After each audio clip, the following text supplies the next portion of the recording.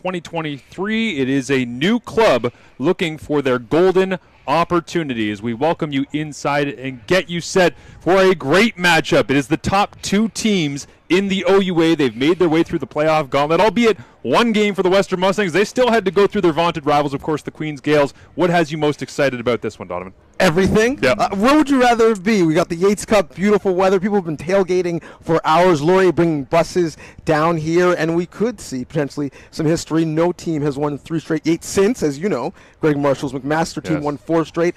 They thought back in 2016 they might win 3 straight, but Mike Folds had other ideas. He brought his Laurier team and won. He was the coach of the year that year. He's coach of the year this year. So could we see history repeat itself in two teams that are very, very similar, and not just because of the color purple? Great coaches, great fan bases, and great quarterbacks. It's going to be a beauty of a game. I can't wait. And we have great conditions this year as well. Last year, Western won this against Queens at home in the Yates Cup in a slugfest. This year, it's much, much better out there. Let's go down to Giodi Roperel, who is down at field level with Western quarterback Evan Hillock. I'm here with Western quarterback Evan Hillock. Evan, this is the second year in a row you guys are hosting the Yates Cup. Tell me, what does it mean to be playing in front of your friends, family, and having court advantage? Yeah, it means a lot. You know, kind of sleeping a little extra. You know, all your family gets to make the drive here. It's good. You know, playing at home is always good. Kind of in your same routine. So yeah, it's good. And what is the difference for you between last year and this year, if there is one, between last year's team and this year's team, and how that's been able to push you to this stage again? Yeah, I think, you know, we're a bit newer of a team. We lost some guys, you know, especially up front on both sides of the ball. So, but I think, you know, this team, we're never out of the fight. That's kind of what we're saying. We're never out of the fight. We've been in close games, big battles. So, yeah, I'm just really proud of this team. And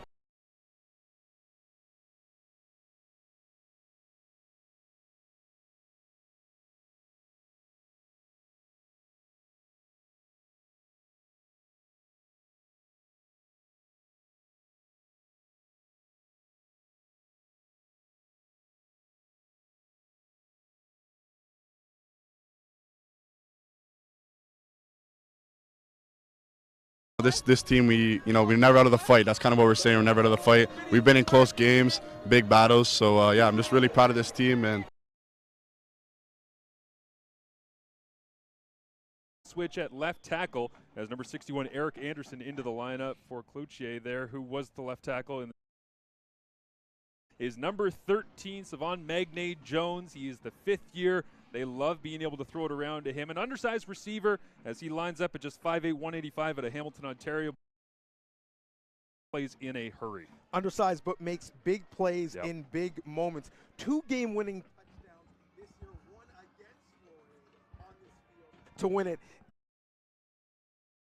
To complete a big play, get momentum on their side, or keep a drive going, 13 is the one they look for. Yeah, he has been sensational for them throughout the season as they'll look to him early and on downs that we expect to see from Western as the band is on the field. It is the pregame opening ceremonies here with kickoff coming up in just about 12 minutes away as we get a little bit of Giotti down at field right now alongside Jackson Finley of the Western Mustangs.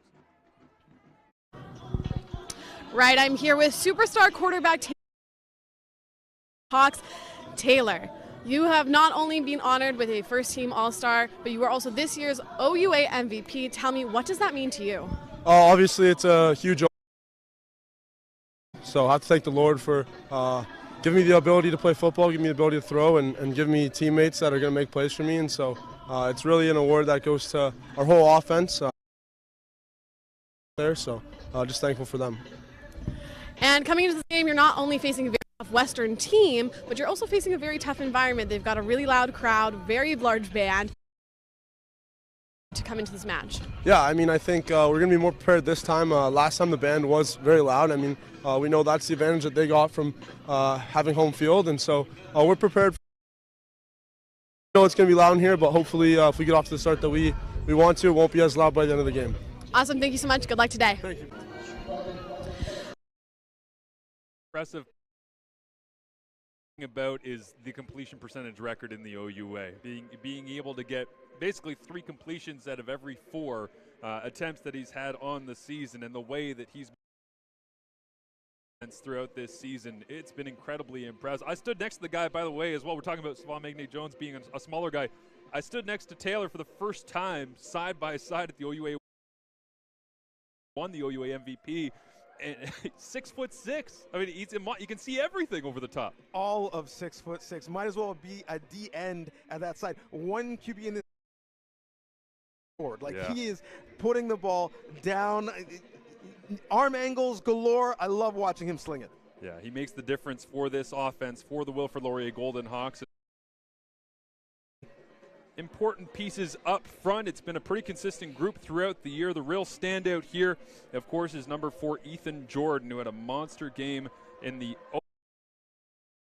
got a chance to see him against the Queens Gales. 11 catches in that season opener. Somehow Laurier squeaked out against Queens with just an 11-10 victory, but they were driving home and saying, man, we're thankful. I love about 4 and 18 as you see them there. Thorne and Jordan, they work the boundary side together. Such a great tandem. Jordan and Pippin, if you will, before Jordan Pippin had. They do everything. Contested catches, got you. Go over the top, got you. I'm a running back. So block downfield, Yeah. got you. Complete players and explosive athletes. Here for the Wilfrid Laurier Golden Hawks as well. It's been a difference maker and a young man stepping up in the middle of that defense throughout the year, as Ethan Grigorczyk has been a first-year starter in the middle, and to play at the level that he has. Michael Falls was just saying to us yesterday, like, it's incredible to see the way he jumped in and has just basically been feeding off weak linebacker spot. But yeah, he's figured it out right away at number 52 in the middle there, Grigorczyk. Well, this conference has produced a lot of great middle linebackers. A lot of them playing in the pros, not year, and no rookies anymore. You got to be a graduate today, because what he's going to see.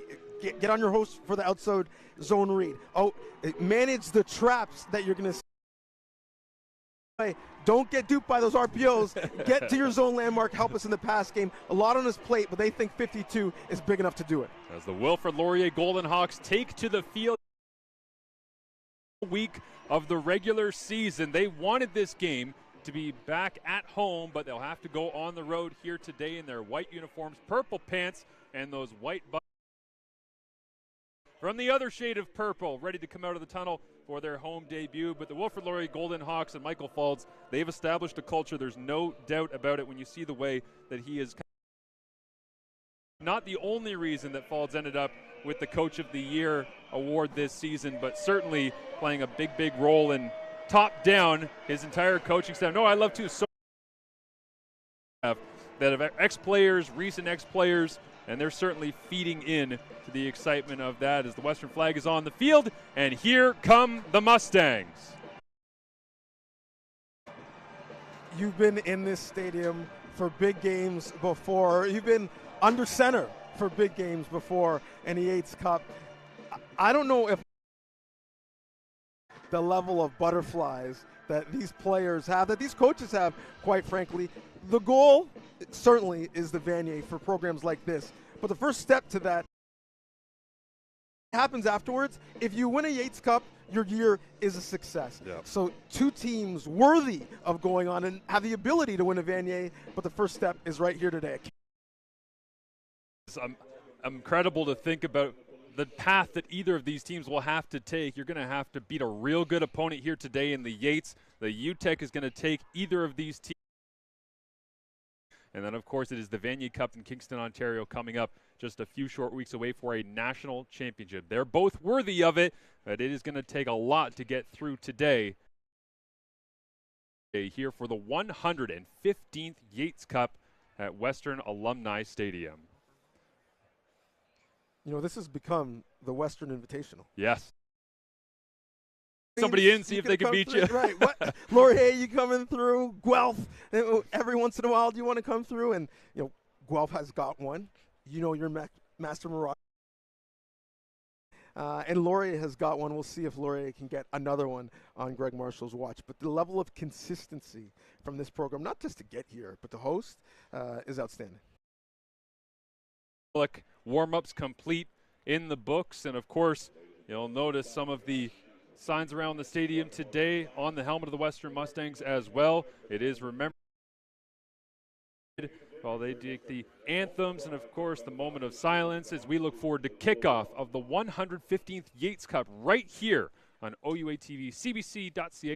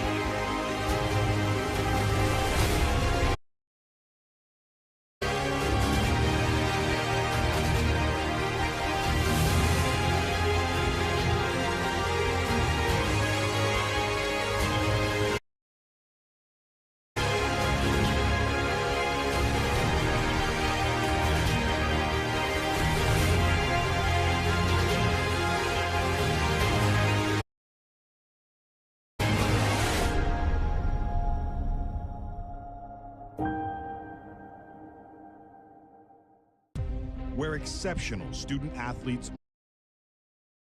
where records are broken, where great plays are made, where school colors ignite passion, where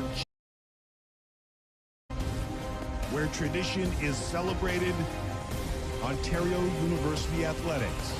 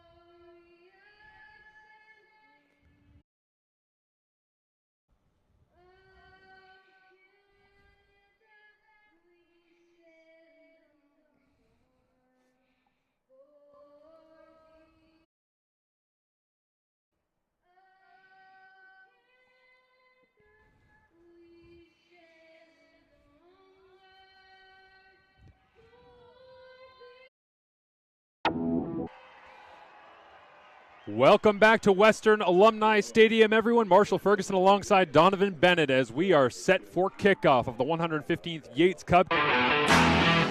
MVP, standout season for him on the year, right at the front of the class during the national anthem, as you would expect, Donovan. And, of course, excited to get this one going as they're about to go out and do the dignitaries in attendance today. Honorary captains here at the Yates Cup out there for the coin toss. It's Western's Liram Hiralahu. I don't think I have to explain to many people who Liram is. Of course, the National Football League, bouncing around a little bit, but a great career in the Canadian Football League as well. And for Laurier, the honorary captain today, Hugh Lawson, 1991 Van. Get you set for a great Laurier Golden Hawks team. Maybe a little inspiration for the Golden Hawks as they see a 91 alum from a Vanier Cup team out there. No question. Well, Hugh Lawson wins the Yates Cup on the way to the Vanier. Where? Excited about this one, Donovan. It's a coincidence they have him here as a good luck charm. He's also gone on to great things in the philanthropic sector with Black Beyond Sports. So love to see him. Love to see all the alumni around. 3 straight Yates since, as you know. Game like this. Speaking of dignitaries, Laurier's got Coach Jeff on the sidelines, yes, which you love to see. Is he's one of Yates and obviously one of Vanier. And he's got the purple Coach of the Year this year, so could we see his... I don't know if I had that on my bingo card for what his kicks would be, but it's great. It's like a family reunion, to be honest, the Yates Cup. You've got award winners, alumni, scouts. And we have great conditions this year as well. Friends and family to see some great football action.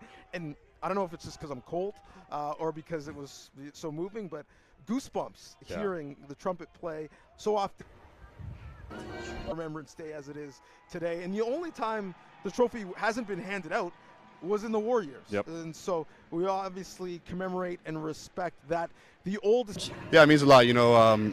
And someone else is going to get to put their name on it today. And right before we get to kickoff here, as we discuss all the storylines that weave throughout the afternoon, I should mention that 2011 Yates Cup, when I was a second year, I didn't know what the heck was going on. I was just running around and trying to make sure that I was staying out of the way of a lot of good people that were on that team. But the oldest trophy in Canadian football and sports, and I remember the morning after we won that Yates Cup, Stefan Patacic, head coach at McMaster, said, guys, we might go on to win a national bowl game, a Vanier Cup. There's really nothing more special than holding this 50-pound Goliath chunk of wood in your hands and seeing the plates that wrap all the way around the history of the game.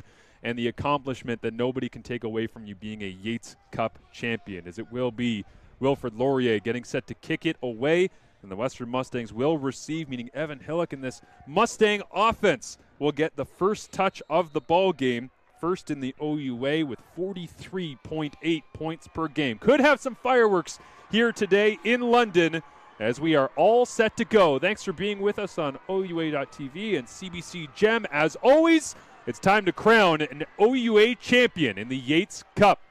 Returned across the 20-yard line. Kabongo's got room right away down the left-hand side, and finally smacked out of bounds. It's Hodge, the kicker, making the play, but not until out to the 40-yard line. Great starting field position here for Western. Definitely great starting field position. Both teams have explosive returners, so one way you can flip the field is on specials. And so often, as you know, these games change on specials, whether it is going uphill because you have bad field position or flipping momentum and getting some quick points.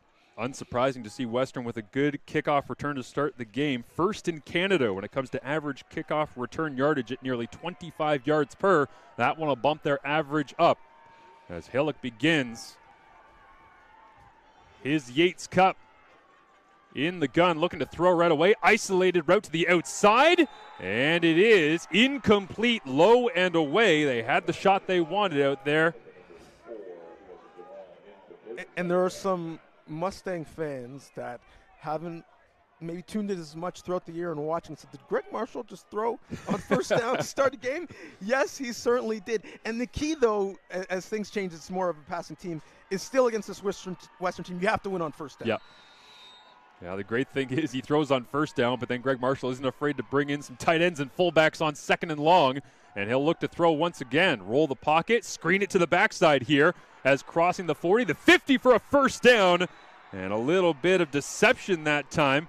As they get it to the backside, it's Ethan Dolby picking it up, and one of those being forced into action after Keon Edwards down and out with the ankle injury. Yeah, he's a younger player in terms of experience, but has time in this offense. He's a junior Mustang, and one of the benefits of having that program as a feeder system is that when you get to this level, you know the offense pretty well.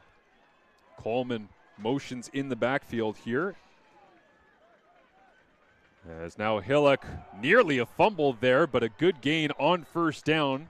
Should be about 4.5, 5 yards by the end of the play as they'll separate some offensive line pushing and shoving with Anderson into the lineup and right away into the fray to the very end of the whistle. Some extracurricular conversations, just making some dinner reservations for later. Like, is the name under you? Is it under me?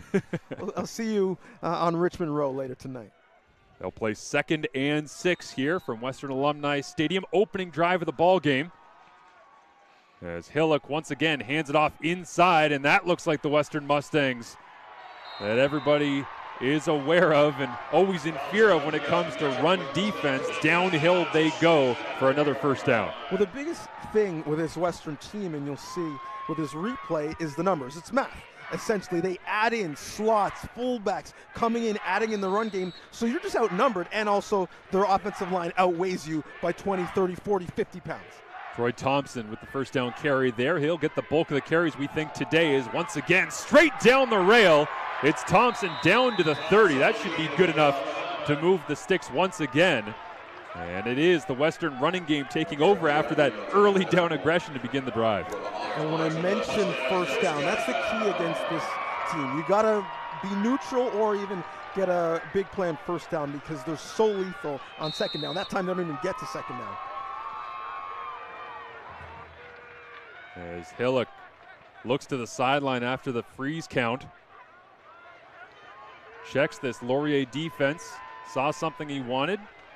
Hands it off inside once again. And a good job up front by the Golden Hawks being able to hold that time.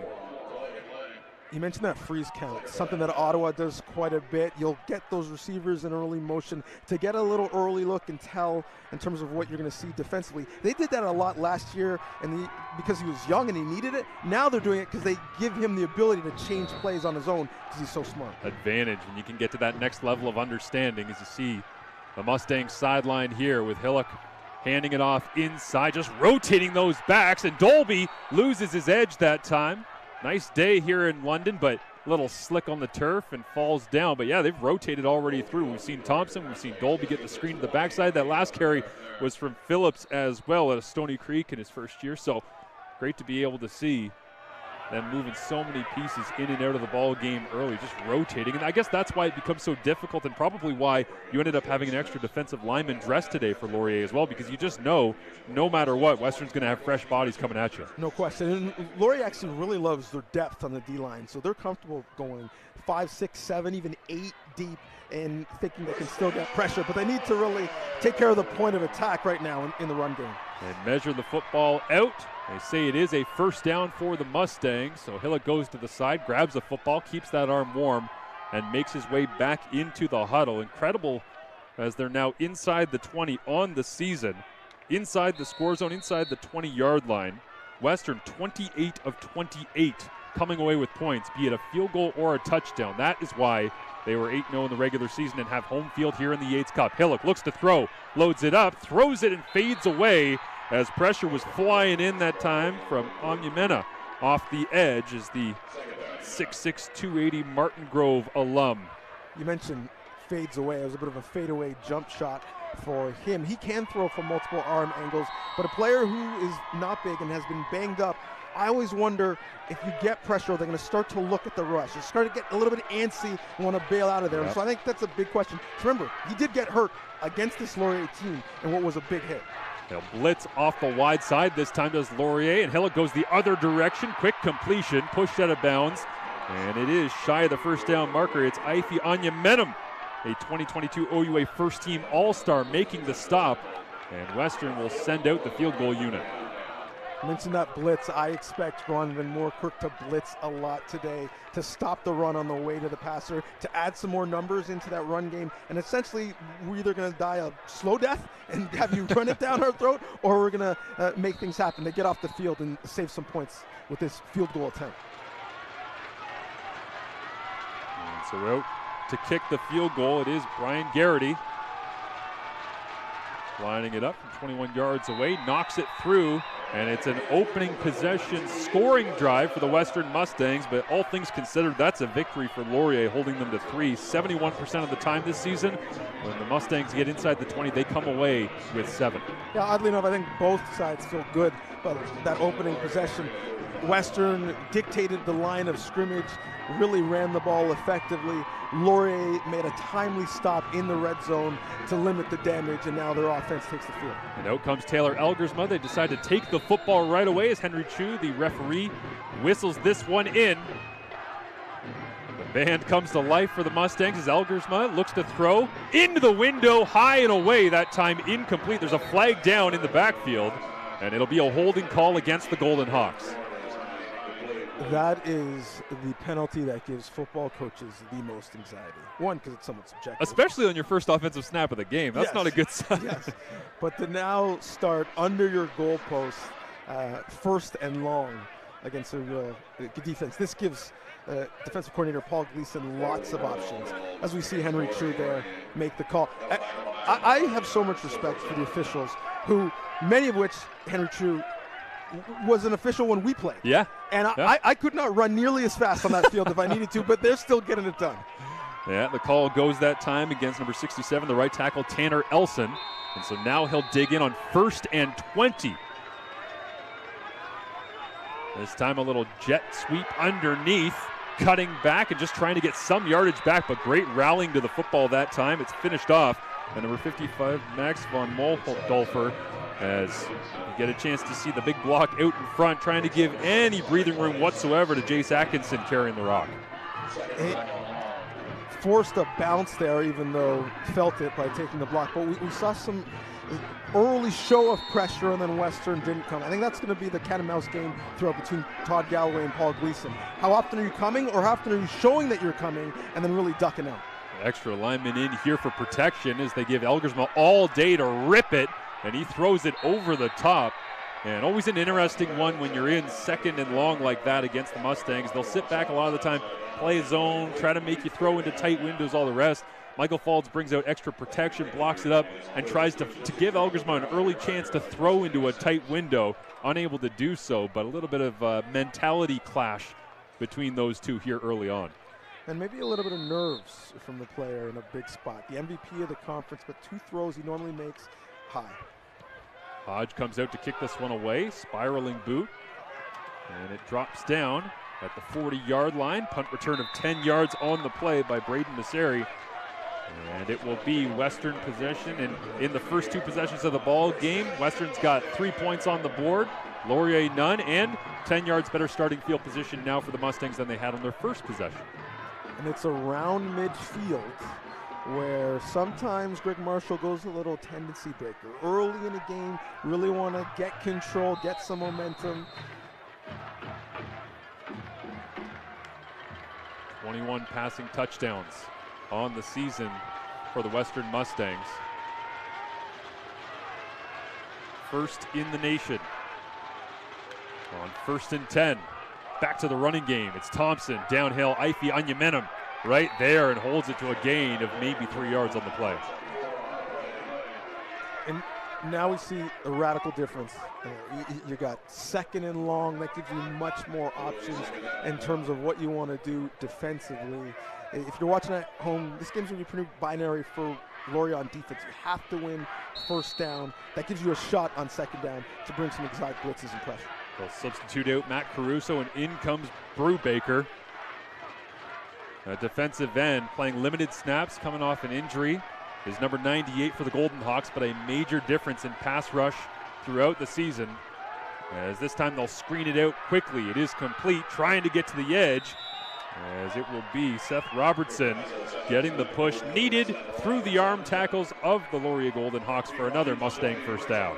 And that's Western's answer to the stacked boxes. We'll give you a little bit of a smoke screen. You want to have everyone around the line of scrimmage, in between the hash marks. We'll get those big tackles and guards out in space because they're pretty athletic, and let our receivers do the rest. So frustrating to try and load the box against that run game and get those quick screens on the outside, as again Hillock freezes at the line, checks the count.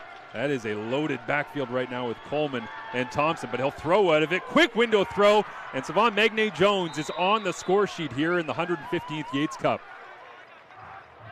From body type to style to potential dating partner, he's not at all alike, but I kind of think he's like their version of Travis Kelce, where you come in, you're expecting to double him, you figure out where he is, and somehow he always finds space, always gets open, and sometimes he just makes the routes out on the fly, but him and Hillock are on the same page. A little confusion here. Substitutions for the Golden Hawks. They'll play a man short on this play as Magne-Jones goes back-to-back, another grab, and Hillock, a little sidearm release that time, slings it downfield into a tight window.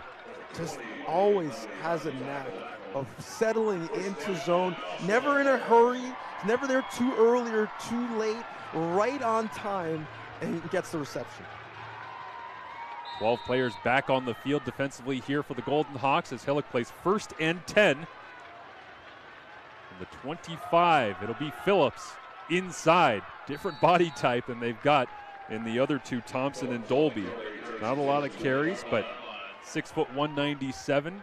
Bit more of a downhill slasher and change of pace perhaps, but they really don't call the game differently for any of these 3 backs. Not at all. He had a highlight run earlier in the year, some big plays last week, going deep on the depth chart in terms of running back and still having the same production. See if the Golden Hawks can get off the field on 2nd down. They'll blitz. Hillock throws. Messeri makes the catch and eventually is brought down as that's Nico McCarthy out of Scarborough making the tackle, but not until it is goal to go for Western here, leading early on 3-0. And they're not huddling, going to play with a little bit of tempo. You'll notice today both teams, now they will huddle. Both teams will play with tempo and speed, call plays at the line of scrimmage. Not necessarily in a rush, but dictating tempo and also impacting your ability to substitute. The backup, Jerome Rancourt, is in. Evan Hillock is on the sidelines here with Thompson alongside Rancourt. Little quarterback sweep to the edge. Rancourt trying to run through contact, and he'll get stopped short, pushed out of bounds that time, is just enough numbers for the Golden Hawk defense to get there and push him out. So some teams have thunder and lightning backfield. Western has thunder and lightning quarterbacks as they bring in a bruiser who has had to play because of the injury to Hillock and has done real well and been efficient when he's on the field. Laurier once again loads up the box. Rancourt takes the snap, hands it off inside. Thompson, and Laurier's defense answers once again. Stops shy, first up onto his feet from the bottom of the pile. It's Omari Hastings from the Golden Hawks. Long conversations on that Western sideline, whether you're going to take the 3 points early or try to get the 2 yards and get 6. Well, third downs on the season for Western, 14 of 22, converting at 64% of the time. That's number 4 in the nation in third down conversions. If they do here, it'll be for a major. Rancourt off the left side, stacked up. Did he get the push? There's no signal yet. Laurier says they've got the stop. Western says they've got a touchdown. And the Golden Hawks find a way. Backs against the wall early on. They get possession back. And it's certainly better than the alternative, but man, are they ever backed up. Analytics says go. Laurier defense says no. Big stop once again, taking points off the board after a strong Western drive. Now, part of the reason the analytics says go is because, to your point, they are backed up. If you get off the field on defense, you're probably going to make them take a safety and get 2 points. So it's the difference between 3 and 2 potentially, or a touchdown. But a huge defensive stop, just for momentum's sake, by that Laurier defense once again. Let's go down to field level as Jody Ruparel has some reporting from the sidelines for us. Jody?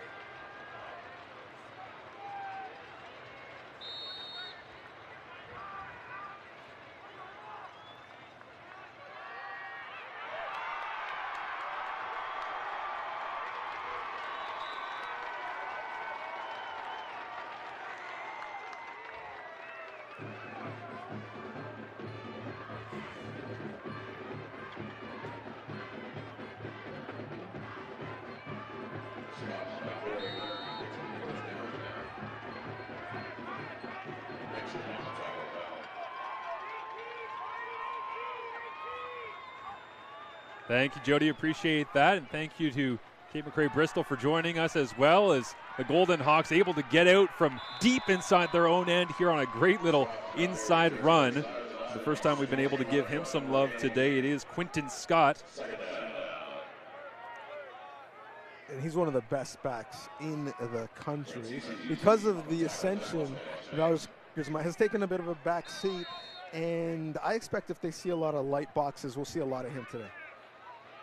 As Elgersma now, after that first down carry, will work 2nd and 8.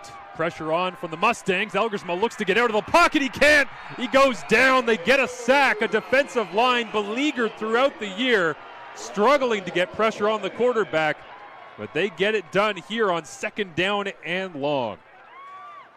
It's not something they do often, but when they do get home, and we saw it there. Dial up the blitz pressure on 2nd and long and get off the field. And now we'll see if Laurier will decide to kick it away or to give up too early. Looked like when they had that first down carry, while Kate McRae Bristol was catching up with Jody, that they might be able to get some breathing room and maybe have a long drive down the field, but instead they will give it up. And so the safety is there. And I mentioned that lack of a sack attack for the Western Mustangs on the season. They have just 11 coming into today. That's 18th in the nation. And Greg Marshall said, we love our defense down the middle. Our defensive tackles, our middle linebacker play, we think is as good as anybody in the country. we just need to get more off the edge. We have to make quarterbacks, especially Taylor Elgersma, feel uncomfortable here today. Yeah, it's one of the issues they've had because they've graduated so many good pass rushers over the last couple of years, and now they've got a couple in the pipeline I think are going to be good players, but they're taking a bit to come. So Western will scrimmage the football from the 35-yard line. Again, thanks for being with us here, the 115th Yates Cup.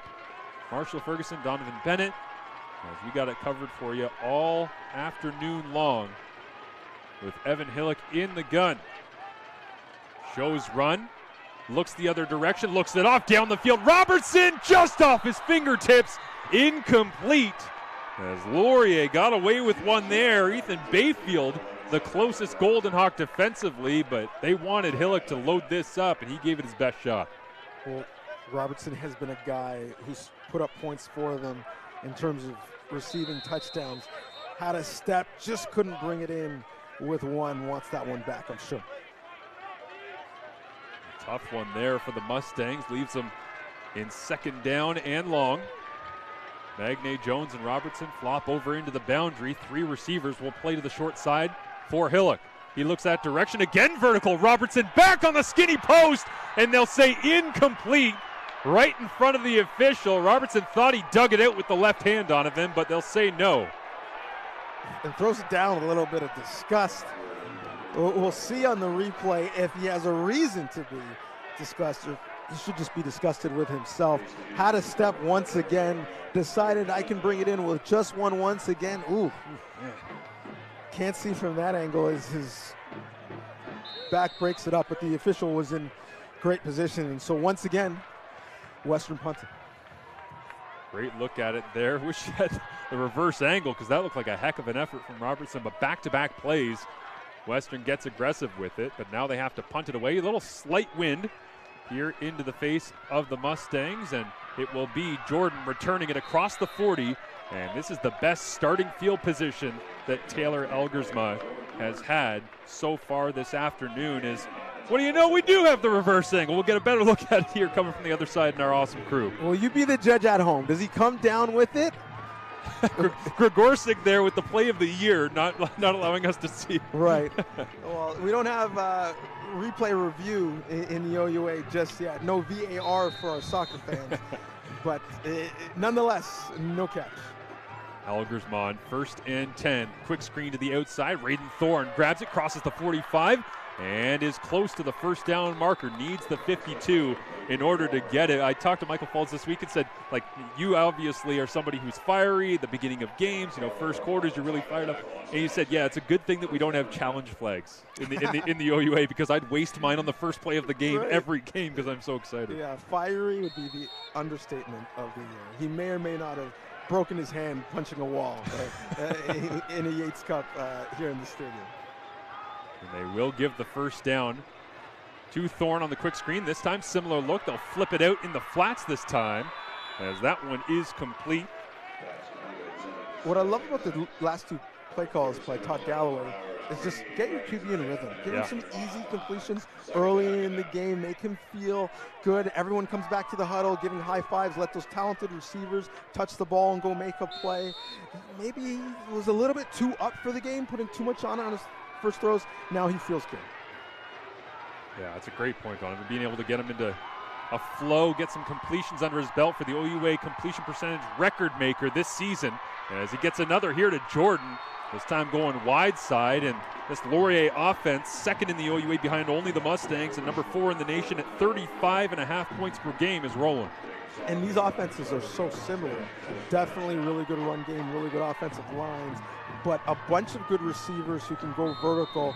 And look, at blitz coming. I'm not phased. I know it's going to be picked up. Step into the throw, long throw, on the money. Let my receiver run and make the catch. Elgersma hands it off. Little draw inside to Quentin Scott, and right into the teeth. The middle of that Western Mustangs defense, bouncing off a couple of tackles. He is thick as he gets away with that one for a gain of about 5 yards on the play. And that will do it for the first quarter in the 115th Yates Cup between the Western Mustangs and the Laurier Golden Hawks. 5-0 Western, just a field goal and a safety conceded on specials is how Western is in charge of this one so far. And looking to see more from the Laurier offense when we return for second quarter action right after this on OUA.TV and CBC Gem. On behalf of the OUA, welcome to the 2023 Football Awards. It is the 115th Yates Cup. This event today as well as Saturday is no doubt one of the biggest things on the OUA calendar.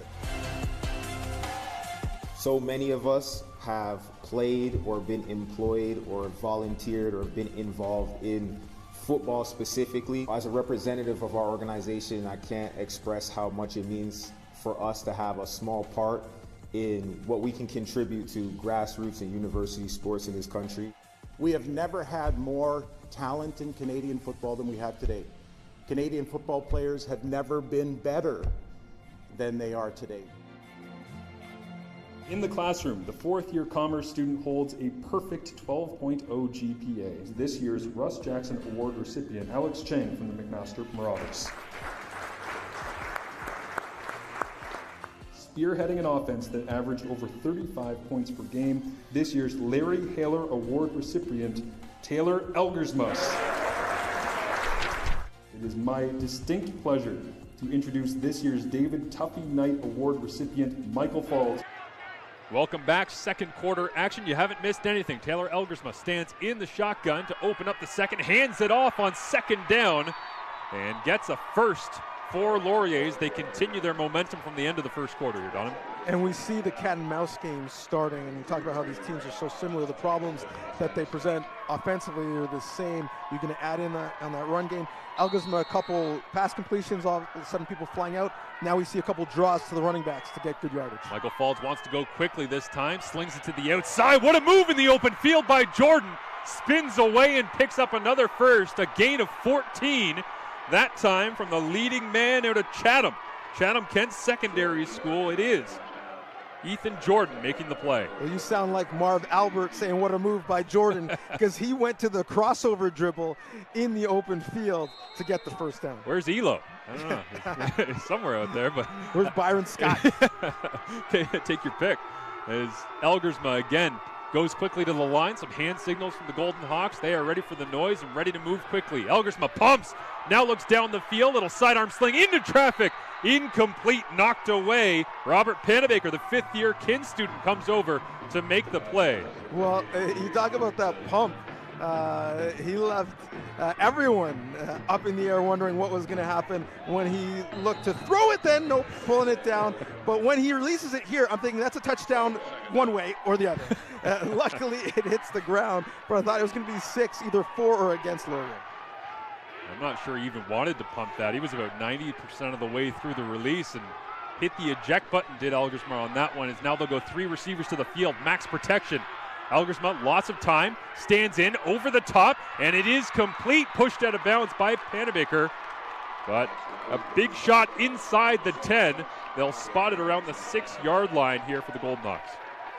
And now they're starting to move, and their QB's got some confidence, standing tall in the pocket, getting deep into his read progression, throwing it on a rope. Laurier in business.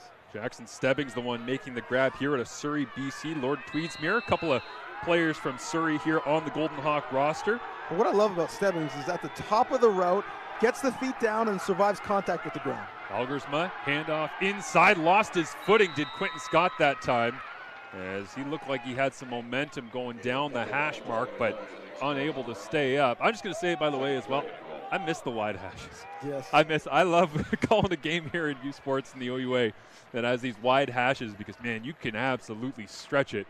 I know it's had its impacts in the Canadian Football League, but you really feel it down here in the score zone with an opportunity to put points on the board, just how much space there is on that wide side of the field and how tight the boundary feels. As Elgersma stands in. 2nd and goal. Steps forward in the pocket, pressure on, looking to run. The big man dives forward and stopped shy of the goal line. Exact same spot that Western got stood up and turned around on 3 straight downs with their running quarterback, Rancourt, earlier on in the first quarter. We talked about that Western D-line having to step up and make a play. Well, they did right here because Elgersma had multiple options for TDs. They get the early pressure and give their defense another chance. High pressure moment here for the Golden Hawks. 3rd down and goal. Plenty of substitutions on both sides. Elgersma starts in the shotgun. A couple extra fullbacks. Big bodies are in. They'll fake it to Scott to the outside. They'll throw for it. Touchdown, Golden Hawks!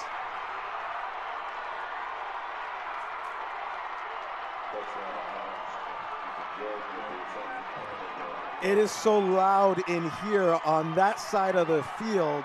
You'd think the home team scored, but the people cheering in purple are for Laurier. And they might have been cheering when they saw the formation because they won this by formation. Nope, we're going out all by our lonesome, wide open early. That's why, to your point about those hash marks, it's so difficult down in the score zone to stay one-on-one with a receiver like Jordan. Warming up the hands, Ethan Jordan. He has been hot since they got going here, but what a great design as well for Michael Faulds, Todd Galloway, offensive coordinator here with the Golden Hawks, being able to bunch everything so tight down, put Panabaker on an island, and then run that little whip route, bang route, whatever you want to call it. And they just, I don't know how you defend that. Well, the Philadelphia Eagles don't know either because it won the Kansas City Chiefs the Super Bowl twice.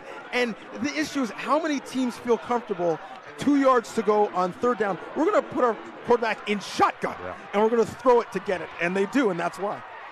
And despite the fact that obviously you've got that big 6'6", 220-pound frame of Taylor Elgersma, they don't really bash him up between the tackles, right? This is not like Rancourt on the other side for Western.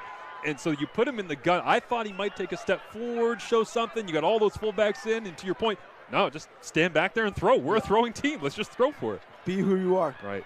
That's where they're at right now. And so Laurier on the board here in the Yates Cup, 7-5. They take the lead. The first time these two teams played in the regular season. Of course, it was determining who was going to have home field if they made their way through the playoffs in this Yates Cup. Halftime, it was 27-0 for the Mustangs. So Laurier, the first time they've scored any points in the first half against Western this year is Kabongo. Couple of heat-seeking missiles from the Golden Hawks downfield on coverage.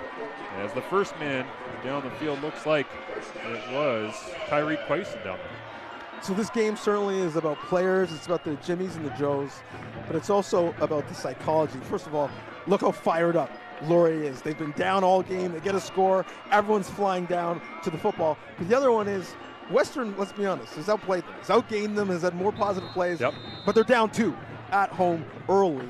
It'll be interesting to see how patient Greg Marshall is. Now, that is not a word I would say it is a strength for him, but we'll see how patient he is offensively or if they look to get more aggressive. Matthew Brandon and Tristan Miller finish off the special teams tackle, and right away the Mustangs go back to the running game into the middle of the field, and that time Nico McCarthy having to come down from free safety in order to make the tackle. And we said, be who you are. Well, Western says, all right, we're going to get the run game going, that zone read, get our big bodies moving. We're going to make this game a rugby game. We're going to scrum you down the field. And for the Mustangs and the free safeties making the tackle, done a pretty good job up front. McCarthy not plussing into the run game a whole lot this year, but does it when necessary. This time, base look up front. Mustangs will run into that as well. To the outside they go. Jahari Hastings trying to track down Thompson, but not until a big first down. And the big back finally gets dragged down after 16 yards. Thompson's like Mike Allstott. He's big, he looks like he's going to run over you, but deceptively fast. And how many programs essentially could go this deep in their running back room and still get great production? I mean, think about it. Winati suspended a year ago. Yazbek and Edwards injured, but they still got 3 runners that are playing well. Hillock fakes to no one as the back stepped up to protect on Ife Onyamenem, who still gets pressure. Hillock now, pressure on, and the ball is out as well. Hillock took a wallop as he pops onto his feet immediately, headed to the sideline, and Evan Hillock looks like he is banged up. The training staff is going to get a look at him, but Ife Onyamenem is slow onto his feet as well. We'll get some help for the injured players, but Hillup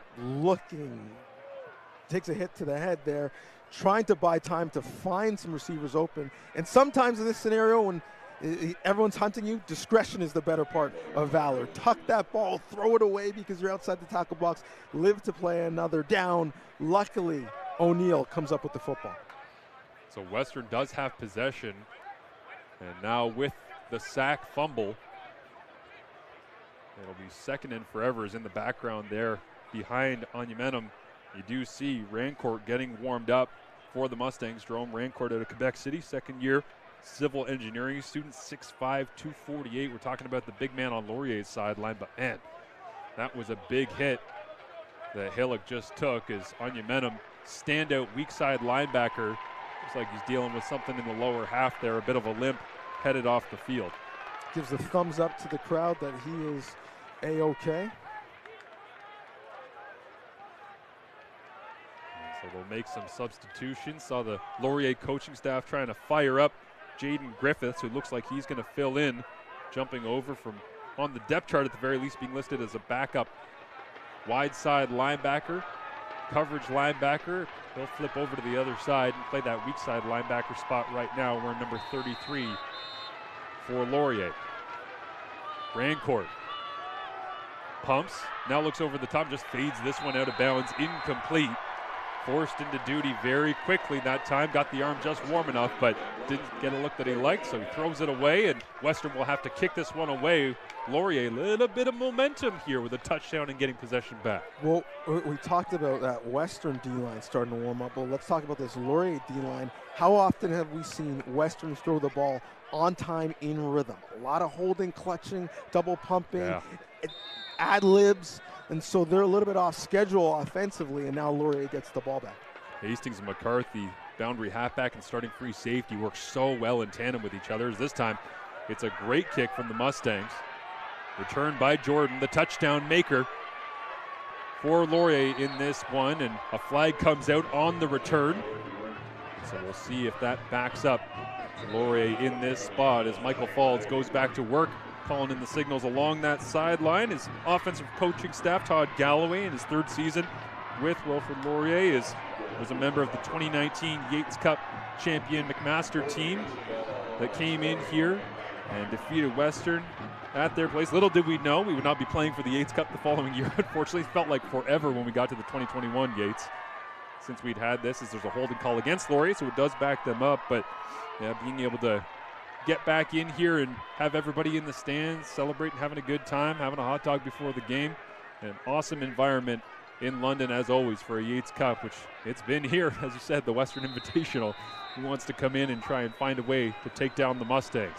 7-5, Laurier leads. They begin this possession. Elgersma over the top, and that one high, and again, just off the fingertips of Jordan, incomplete. Jordan felt that hit, flagrant foul on him, but you see him willing to go up for it, and even a receiver as athletic as him, he expects to make those plays. We've seen him make them throughout the year, but a little too high and outside. And the question, I think, coming into this one against such a pass-heavy offense for the Golden Hawks was whether they try and blitz, get the ball out of Elgersma's hands, or would they drop in to coverage and play those tight windows. This time he's hit as he throws into a tight window, and it is intercepted. Was he inbounds? They'll say yes. Elgersma intercepted. Just 2 interceptions in the playoffs coming into this one over the last 2 games against Waterloo and, of course, the Windsor Lancers, through just 4 interceptions the entire regular season.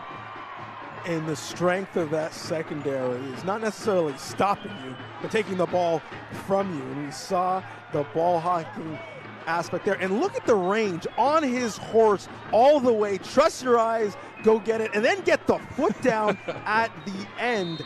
They've had a lot of great safeties in this program. They think he is the most athletic. Jackson Finley out of North Van, BC, 6'3", 201, medical science student, and makes up for a lot on the back end of the Western secondary. Is right downhill, a gain of 14 on first down. Man, you better bring your lunch pail today against the Western running game, especially with Rancourt in right now, because very first play of the drive, and they fly off the sidelines at full pace. Well, and the proverbial question is, do you stack the box, do you bring numbers, or do you play against what has been a passing team? I actually think with Rancourt, maybe that changes the equation, and you look to try to win first down in that run game. Rancourt here, fakes the run, looks for a little window throw up in the air. No, it could have been intercepted as it was tipped away. And again, substitution here. You see quickly off the sideline, they'll rotate in Luke Brubaker, pass rush specialist, number 98 for the Golden Hawks, but this one very nearly intercepted. And the real proverbial question you're asking is, if you lose, how can you sleep at night? Yeah. Which way? And it will be with them running the ball down your throat, or if Rancourt makes plays in the passing game? This time Rancourt over the top, takes a shot, and just misses inside on the comeback route. And so incomplete on second attempt. And not only did he miss the throw, he missed Savon Magnay-Jones running wide open in the middle of the field, about to hit his head on the goalpost. So that's the otder part of it is, sure, you want to add to the run game. Who are you guarding in the back end one-on-one? That's a real tough question with West. There's some interesting formations there as well, with Rancourt getting his first full drive, leading the primary offense, not down on the goal line or in the short yardage package. Squeezing it down a little bit, and the pressure was on. Punt gets away very, very nearly. Got that one blocked as coming in for the Golden Hawks. It was Ryan Spate, St. John's College alum out of Brantford, Ontario, who nearly made the play. 7:52 to go in the half. So can you go on a drive, have that 8-minute offense where you're playing tempo but you're using a lot of clock, flip the field to potentially get some more points on the board to give you a cushion going into halftime? See how Elgersma responds here as well from throwing the interception to Jackson Finley on that last possession. As I said, Greg Marshall told us he covers up for so much of what we do. He's so rangy, and you saw that on the interception.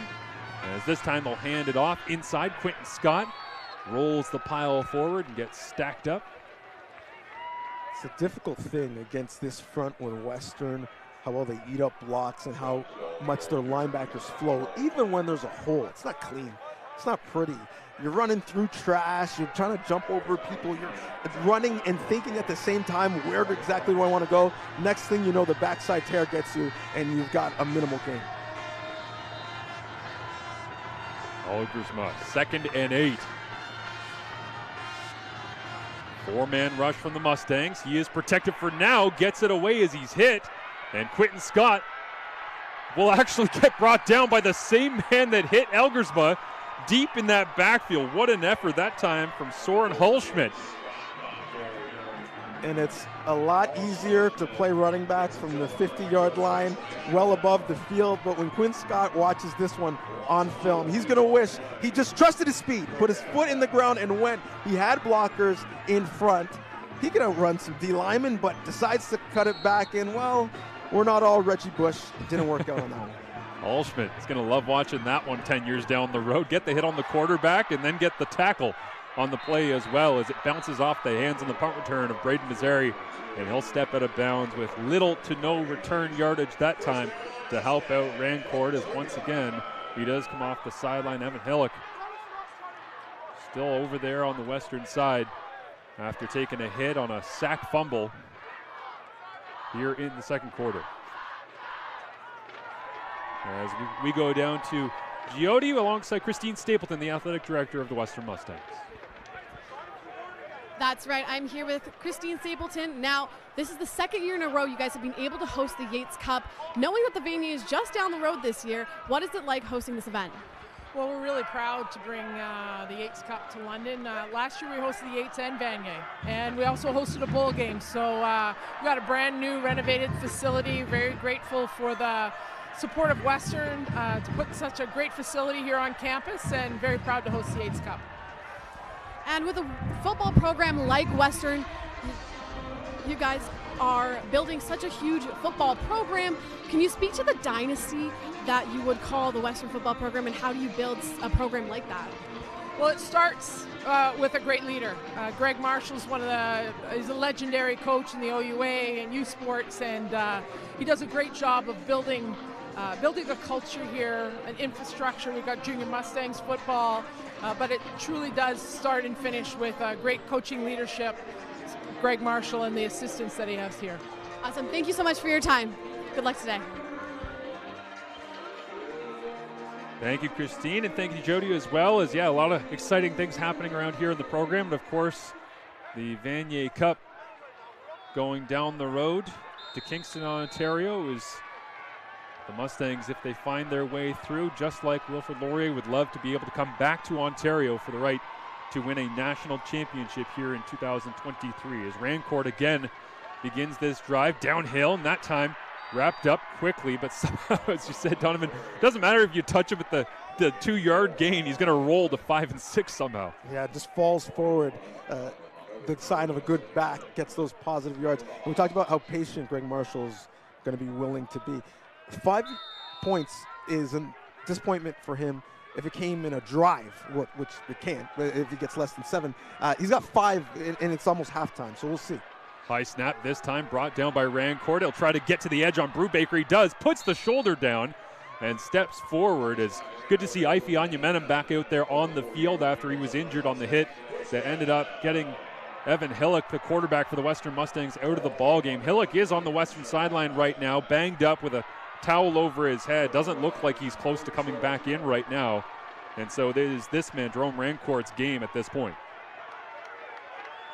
And it's 3rd and a long 2, and they had a long conversation about what they were going to do on their own side of the field with 5:45 left in the second quarter.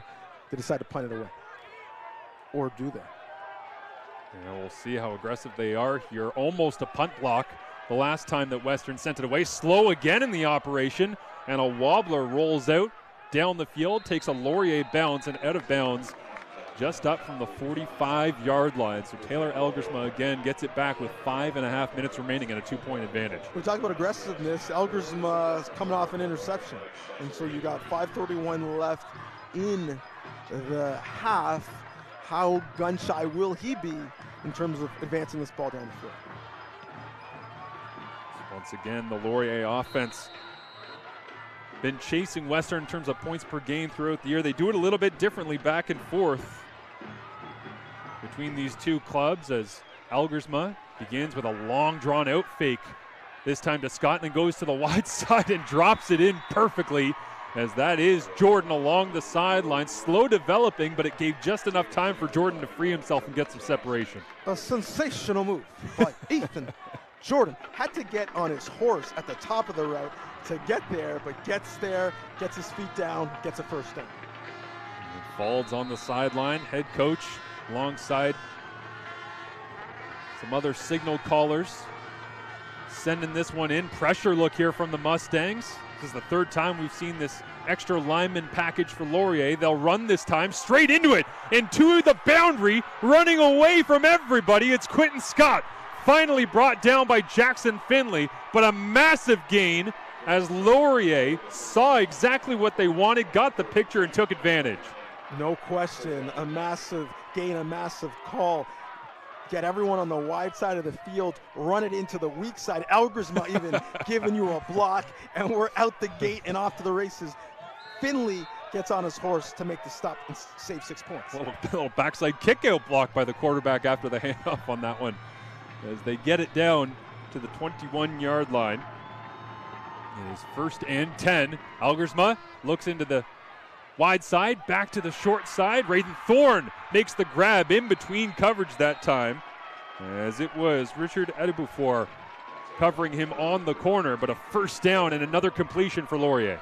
And we haven't mentioned Thorne as much as it has been the Jordan show, but he is every bit as talented, and it seems like every week they take turns where one has a big day, then the team overreacts, and then the next one has a big day the following week. Nathan Brooks and Max Harris, 2 fullbacks in here listed as tight ends. They'll hand it off, trying to get to the outside, putting his head down and carving out some yardage that time. It's the Western back as the offensive line comes to the party as well, and Elgersma right in the middle of the fray there. I think he was fired up by that little kick-out block earlier. Yeah, I think Michael Foltz would say, just make sure you keep your hands out of there. Lead with your shoulder. Now it is substitutions off the Laurier sideline as Cooper Hamilton, an OUA All-Star out of Innisfil, Ontario, 6'7", 310, chats with Henry Chu, the official. And they do make some offensive substitutions. Ryan Spate, who nearly had that punt block, lines up at tight end into the short side of the field. Elgersma with Raiden Thorne to his left. Got Tanner Nelms alongside him in the backfield. He'll look to throw. Pressure is on right away. Elgersma skirts away, gets outside, puts his arms down, dives to the end zone. Touchdown Laurier. Elgersma, the OUA MVP, extends the Laurier lead. Extends the play, extends the lead, extends the legacy. How many had an opportunity to bring him down? You count it at home. 1, 2, 3. No, still moving, outrun you, stumble, bumble, don't fumble, and then finish at the goal line. Get in the weight room, get in the end zone, and all of a sudden, the Golden Hawks with a stunner up on the road, big time. MVP chants coming from the Laurier crowd on the opposite side of us here at Western Alumni Stadium. It is quiet on a certain shade of purple sideline right now. Not used to having this sort of challenge, but again, Donovan, being able to step through what was clearly a 3-4-5 man rush that was going to get pressure. And it seems like he just kind of broke it loose and then realized, I got a little bit of room here. Why don't I do something with it? The turf monster probably had the best shot of bringing him down, as he would not be denied. And listen, in a big game like this, a title fight like this, you can't just win on points. You got to knock the defending champion out. And Elgersma said, get on my back. We're going into the locker room with a lead and getting us some pay dirt. 6 rushing touchdowns for Elgersma in the regular season. And 3 more of them in the playoffs as he talks it over with Michael Faulds right now. And Faulds telling me that he loves the way that he processes things, but you can understand, you know better than anybody, Donovan, being around Mike, how much of a competitor he is, how intense he is. He loves that about Elgersma as well. They're cut from the same cloth. Yeah. They're linebackers who happen to play quarterback. And so as much as Mike is telling him about the read progression, inside he loves the fact that he just did it himself. Interesting way to teach it as well. Faulds said that he basically told him every play has an A, B, and a C. A is the center, B is you, C is the receiver. Find somebody, find somewhere to go with it, get it out of your hand, find the C in this offense, and you will be just fine. He's done it for the completion percentage record, but it's his legs that give the touchdown here to Laurier as another big return in the kickoff game. Savon Magne-Jones pushes it out for Western, who again will come off the sideline with Jerome Rancourt at quarterback with Evan Hillock injured and out. Well, we wondered how Al bounced back from the interception. Back pretty good. We'll see how this Western offense bounces back. When they need a play, it's been 13. Yep. Magne-Jones, we'll see if he can make a big play to get them more momentum before the end of this half. Again, just 2.5 minutes remaining right now for Western to get a major. It would be their first. They've got a field goal from the opening drive of the ball game, and Laurier conceded a safety. That's how they've got their 5 points. On the other side, it's Ethan Jordan.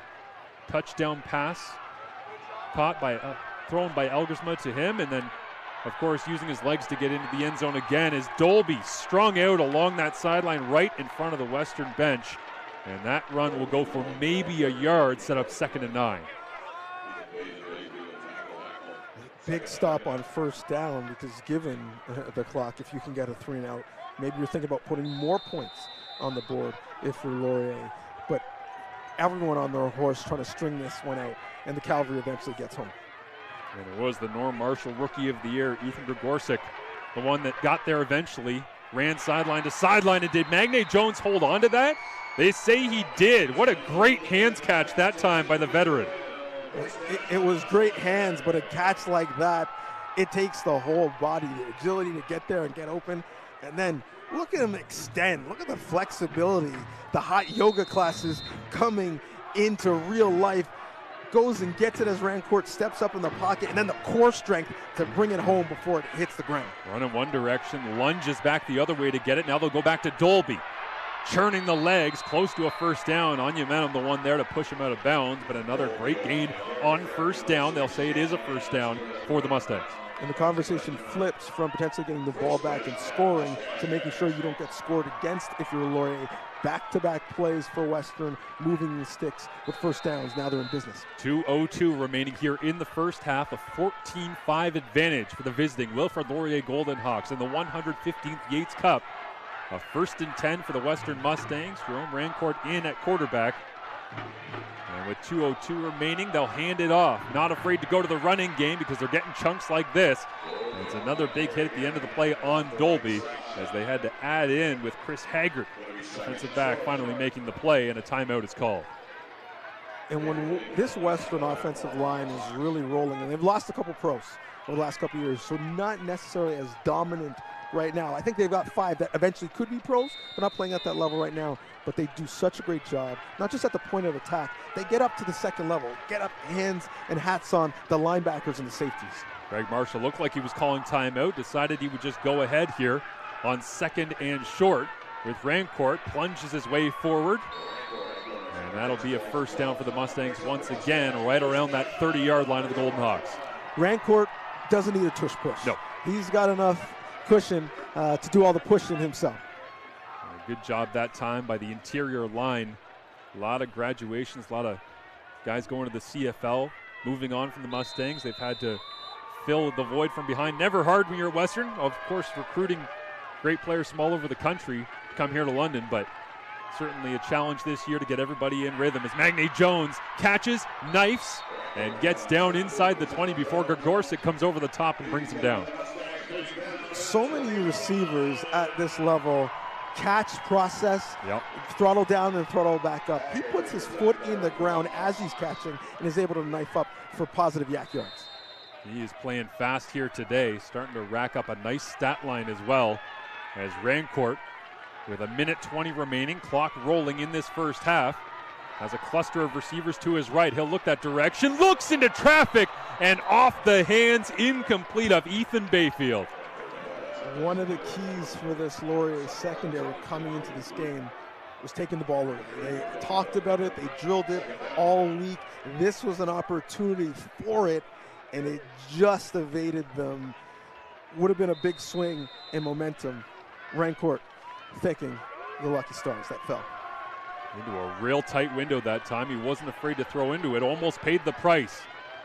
On 2nd and 10, Rancourt trying to get out of the pocket. He breaks contain down the middle of the field and runs right into a defender, as that was a huge collision. And it looks like they'll ask for some assistance as the big body of Rancourt looking for contact once he broke into the open field. Well, they say in football, low man wins. It's really tough for Rancourt to get that low, but he was the first to lower the shoulder on that one. He was the first to pop up. Brubaker, 98 for the Golden Hawks, was in, couldn't get home. And he ends up, you see Evan Hillock talking it over with Rancourt there on the sideline. And Brubaker just unable to get to the quarterback. Rancourt bring him down and then running straight into the defender. They don't have a number on it right now as they take a look at him. It is 3rd down and a few yards to go. Got a couple QBs who aren't afraid of contact in this game.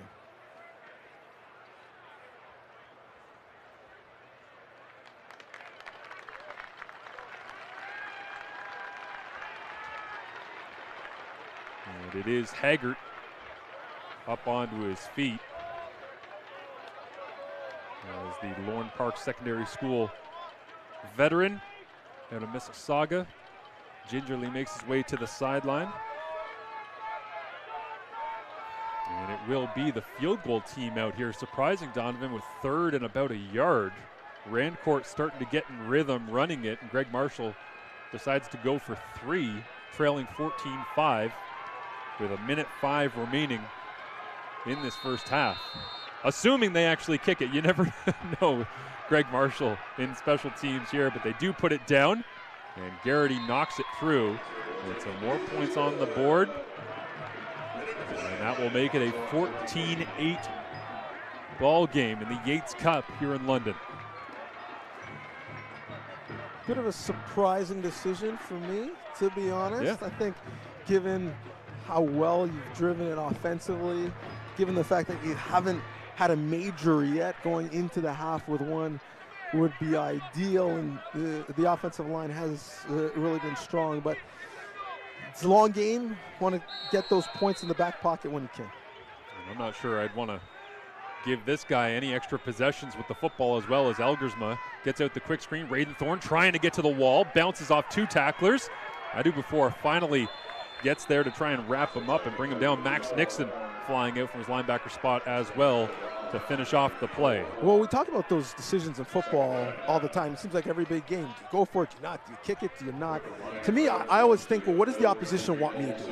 Yep. And whatever that is what I should not do. Yep. And if I'm on the Laurier sideline, I'm saying they're kicking, they're going for 3, I'll take that because we got the lead and we got the ball back. And 14-8. Laurier in the lead here.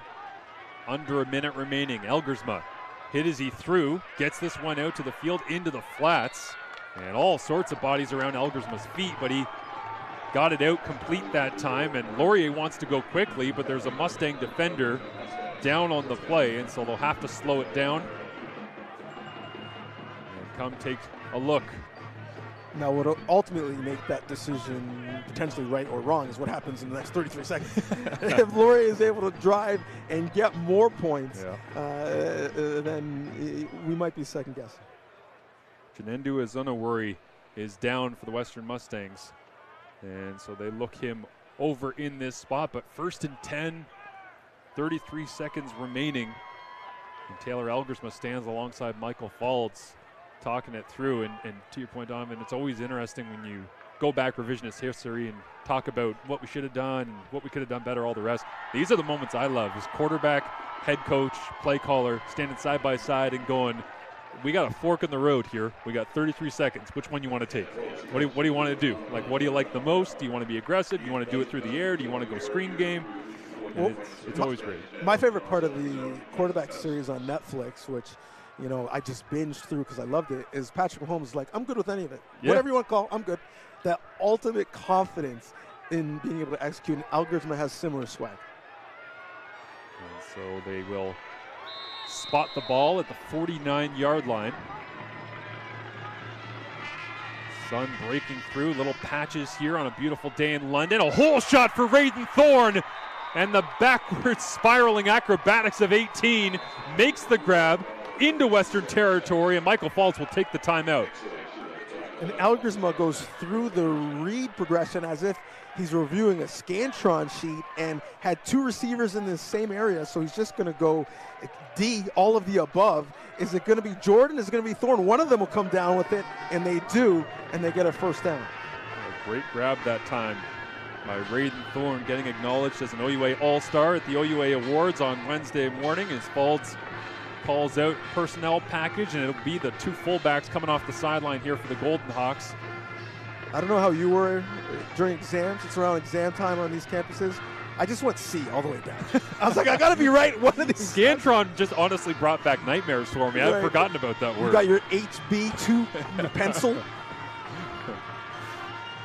Yeah, the old the poli-sci degree. A lot more essays than Scantron's, but oof, not a fan.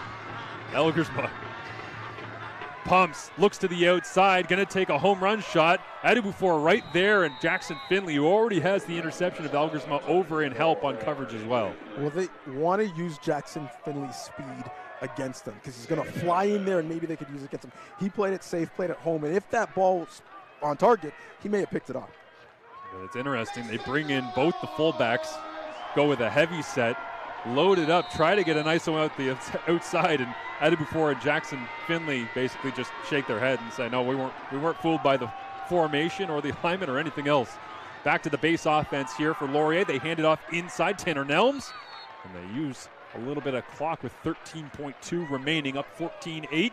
Run the football, and it looks like after missing that shot that they will send out the kicking unit for the Golden Hawks. I think they said we got one shot, we'll take it. If not, let's be ball secure, get it on a good hash with some good positive yards, and get it to locker room potentially with some more points. Out comes Dawson Hodge, Terry Fox Secondary School alumni out of Coquitlam, BC, 2-time academic All-Canadian. And the 2021 Laurier Rookie of the Year, a first-team OUA All-Star last year as well, to add on to the lead in this ball game. Just about 35 yards away, and this one came out a little sideways. It misses, and Western will get it out. Magne Jones, great job to get it out of the end zone that time, as there are zeros on the clock here inside the stadium. And that is how the first half of the 115th Yates Cup will wind down. Magne Jones keeping points off the board. Laurier being able to control the second quarter. The first quarter felt like was all Western, but man, they figured it out on the fly, didn't they, Donovan? They certainly did. And it was good to see the cat and mouse game, the adjustments throughout, sets up a beautiful second half. It would have been real nice to have these 3 points in your back pocket. You mentioned it came off the foot, real weird. Not even a lot of depth to get through the end zone to make sure you got the 1 point. And Magne Jones gets it just out far enough to keep the points off the scoreboard. Special teams coach Mike Daly, a Hamilton Tiger Cats alumni from McMaster University as well, coaching on the Laurier Golden Hawks, and shaking his head at that one because he thought that there was movement from Western on the rush that might have thrown off Dawson Hodge and made that a little bit of a side-winding boot. As we get a chance to drop down to field level here from Giotti alongside head coach of the Golden Hawks, Michael Fultz. Coach, going into this half, the next half, you guys are up 14-8. What are you guys looking to do to continue your success in the next half? Yeah, we still need to just execute better, right? We're happy that we have the lead against a good team, but we're not pleased with how we're executing. So we've got to control the emotions. Now that you're into the second half of a Yates Cup, I think the butterflies go away a little bit more, and we can just execute in this second half and try to come away with a victory. Awesome. Thank you so much. Good luck. Cheers now, guys. Thank you, Jody. Appreciate that. And nothing that you didn't expect to hear from Michael Fultz there about just trying to execute and pick away. It feels as though, despite the fact that they started a little bit slowly, they've been able to get into rhythm, and really they haven't had to change who they are. Like, Western hasn't made them uncomfortable. It was a slow start, but it felt like it was almost kind of self-inflicted more than anything else, as you see there with the Jordan touchdown and some of the other highlights in the first half. Well, I think the conversation in that Laurier locker room is, hey, we're playing well, we've got the lead. We expected to, but we've left some food on the table. We could have played even better. Yeah. And from Western's standpoint, the conversation is we've shot ourselves in the foot a couple of times. We dominated the first quarter, didn't come away with points. Now, because of injury and some untimely plays, we found ourselves behind. So let's get back to how we started the football game. When those first 15 plays scripted, we're almost perfect. Yeah, absolutely. And here's the unscripted action of Taylor Elgersma. He found a way somehow. Panabaker couldn't bring him down, was the last chance there. And the OUA MVP jumped up onto his feet and celebrated. Got the Laurier crowd into it big time here, as it's a 14-8 lead for the Laurier Golden Hawks over the Western Mustangs. More from Western Alumni Stadium in the 115th Yates Cup when we return.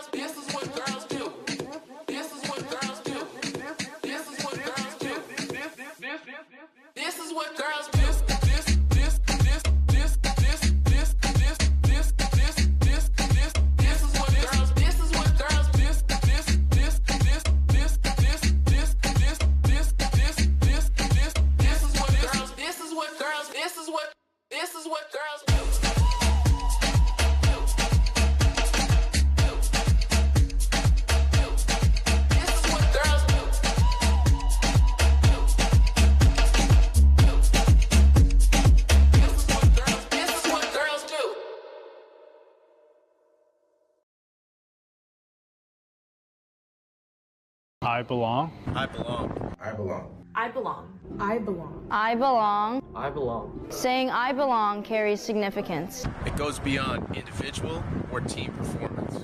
It touches on the broader social context of the representation within sport. Saying I belong conveys a powerful message. A message of empowerment, resilience, and the breaking of barriers. Signifies determination to overcome obstacles and succeed in an environment that may not always be inclusive or representative of diverse backgrounds. Saying I belong asserts the right to be recognized, respected, and valued. It hides a desire to challenge stereotypes and to promote diversity. It inspires others from similar backgrounds to pursue their dreams in sport while feeling supported. Saying I belong can also serve as a reminder to the sports community. A reminder of the importance of inclusivity, equal opportunity. And create an environment that celebrates and embraces diversity. It can pave the way for greater representation and contribute to positive change in the industry. Saying I belong is a powerful affirmation that everyone has a rightful place in the sport. Welcome to the inaugural and the first of many diversity in sports conference. Congratulations to everybody for making this all become a reality.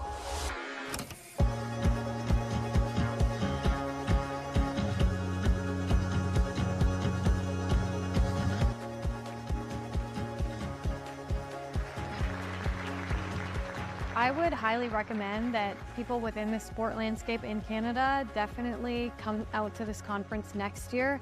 There's so much good information that can be absorbed from here, and I think we can all be part of the change within Canada if we all actively engage in conversations like this.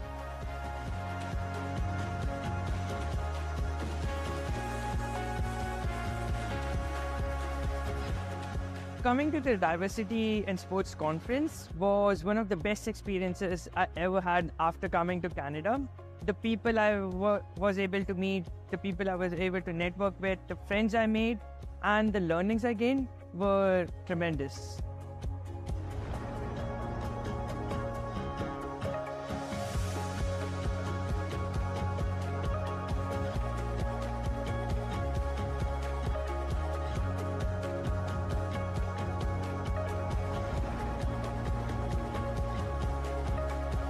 Sign up right now.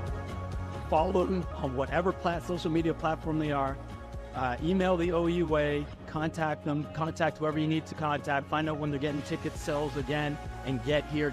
This is a must-do every single year. Everyone needs to be here. We need to pack this place and get at it again in 2024.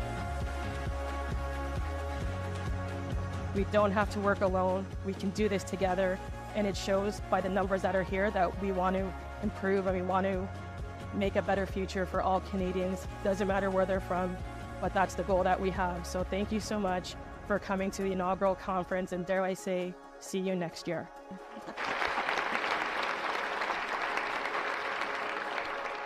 1, 2, 3. Diversity in sports. Where exceptional student athletes are born. Where records are broken. Where great plays are made. Where school colors ignite passion. Where champions prevail. Where tradition is celebrated. Ontario University Athletics.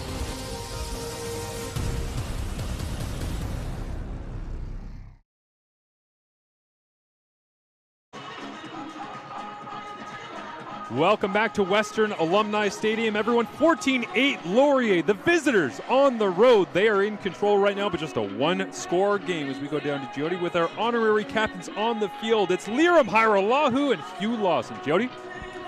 That's right. I'm here with both of our honorary captains representing Western and Laurier. My first question to both of you is, how does it feel to be back? You're obviously here at your alma mater, Western. What is that like for you being back? It's amazing to see these young men just compete out here. So far, it's such a great game and giving us a great reason to keep sticking around and be here for next game too. And Hugh, you've won a Yates Cup, so how does it feel to be back watching this final? Whoa, you said next game? Dude, that's a little presumptuous, I might say. Wow, you're not conceited, you're just convinced, buddy. Well, no, it's just really good to be here. Our Yates Cup, we actually won here. Yes. So very familiar with the surroundings, and actually my younger brother is a Western alum, and he played on the 94 Vetney team. So I actually have good memories on both sides of the ball. So yeah, all good. That's exciting. We love to see the rivalry. Always love to see the battle between Laurier and Western. Now, both of you also do have professional experience. Hugh, I'll start with you. You transitioned more to a business role, though, after. What was that transition like for you? I played pro for like a New York Minute, like a year, and then I went into business for myself, and then I had a corporate career, spanning 20 years in a leadership level. So a lot of what you learn here, you can apply to life, setting goals, working within a unit. Back in the day, we called it teamwork. Now they call it collaboration. So those are oftentimes viewed as my strengths when I get like personality indexes at work. But a lot of it was formed on this field. So yeah, it really sets you up for life. Mm-hmm. That's great to hear. Now, you've also had an extensive football career. How has your experience in the OUA prepared you for that? I think for all the rivalries with Laurier and Queens and Mac and all these big schools, when we played, this whole place would be packed, and I think those type of moments really prepare you in those big, levels. But at the end of the day, when we're out here, you get put into a certain situation throughout practices with your coaches and your players, your teammates. When you're out here, it's all going to be the same at whatever level that you do it at. So I think for me, it's, like you're playing for your brothers. And that's what these kids are doing out here today, and just happy to watch them compete. And on that note, do you have any advice for any of the players who are looking to go pro and extend their careers beyond the OUA? I think the biggest thing is to sacrifice, because when we were playing here, we didn't really, as kickers, you can't really kick in the off season because it's wintertime. So there used to be a time at 11 p.m. on Saturdays at the BMO Center, and that was the only time it was available throughout the week. And so sacrifice the sleep sometimes to kind of prepare yourself for the next level, and it's whether you can sacrifice those times to make a better step forward for your career off the field and on the field as well. So I think sacrifice is the biggest thing for me. I've skipped out a few parties just so to be in the position where I am today. Awesome. And last question for you, Hugh. Are there any programs, I know community service is huge for you, are there any programs that you've been working on that you're most proud of? Yeah, we actually collaborate with the OUA on a program called Black Beyond Sport, which is to support Black student athletes in their transition from their playing days to a lifelong career. So we have workshops. OUA put together an incredible diversity and inclusion conference. So that's something we're very proud of, and we'll continue to collaborate with the league and hopefully youth sports to expand it further. So that sounds amazing. Thank you both so much for joining me today, and good luck to both of your teams.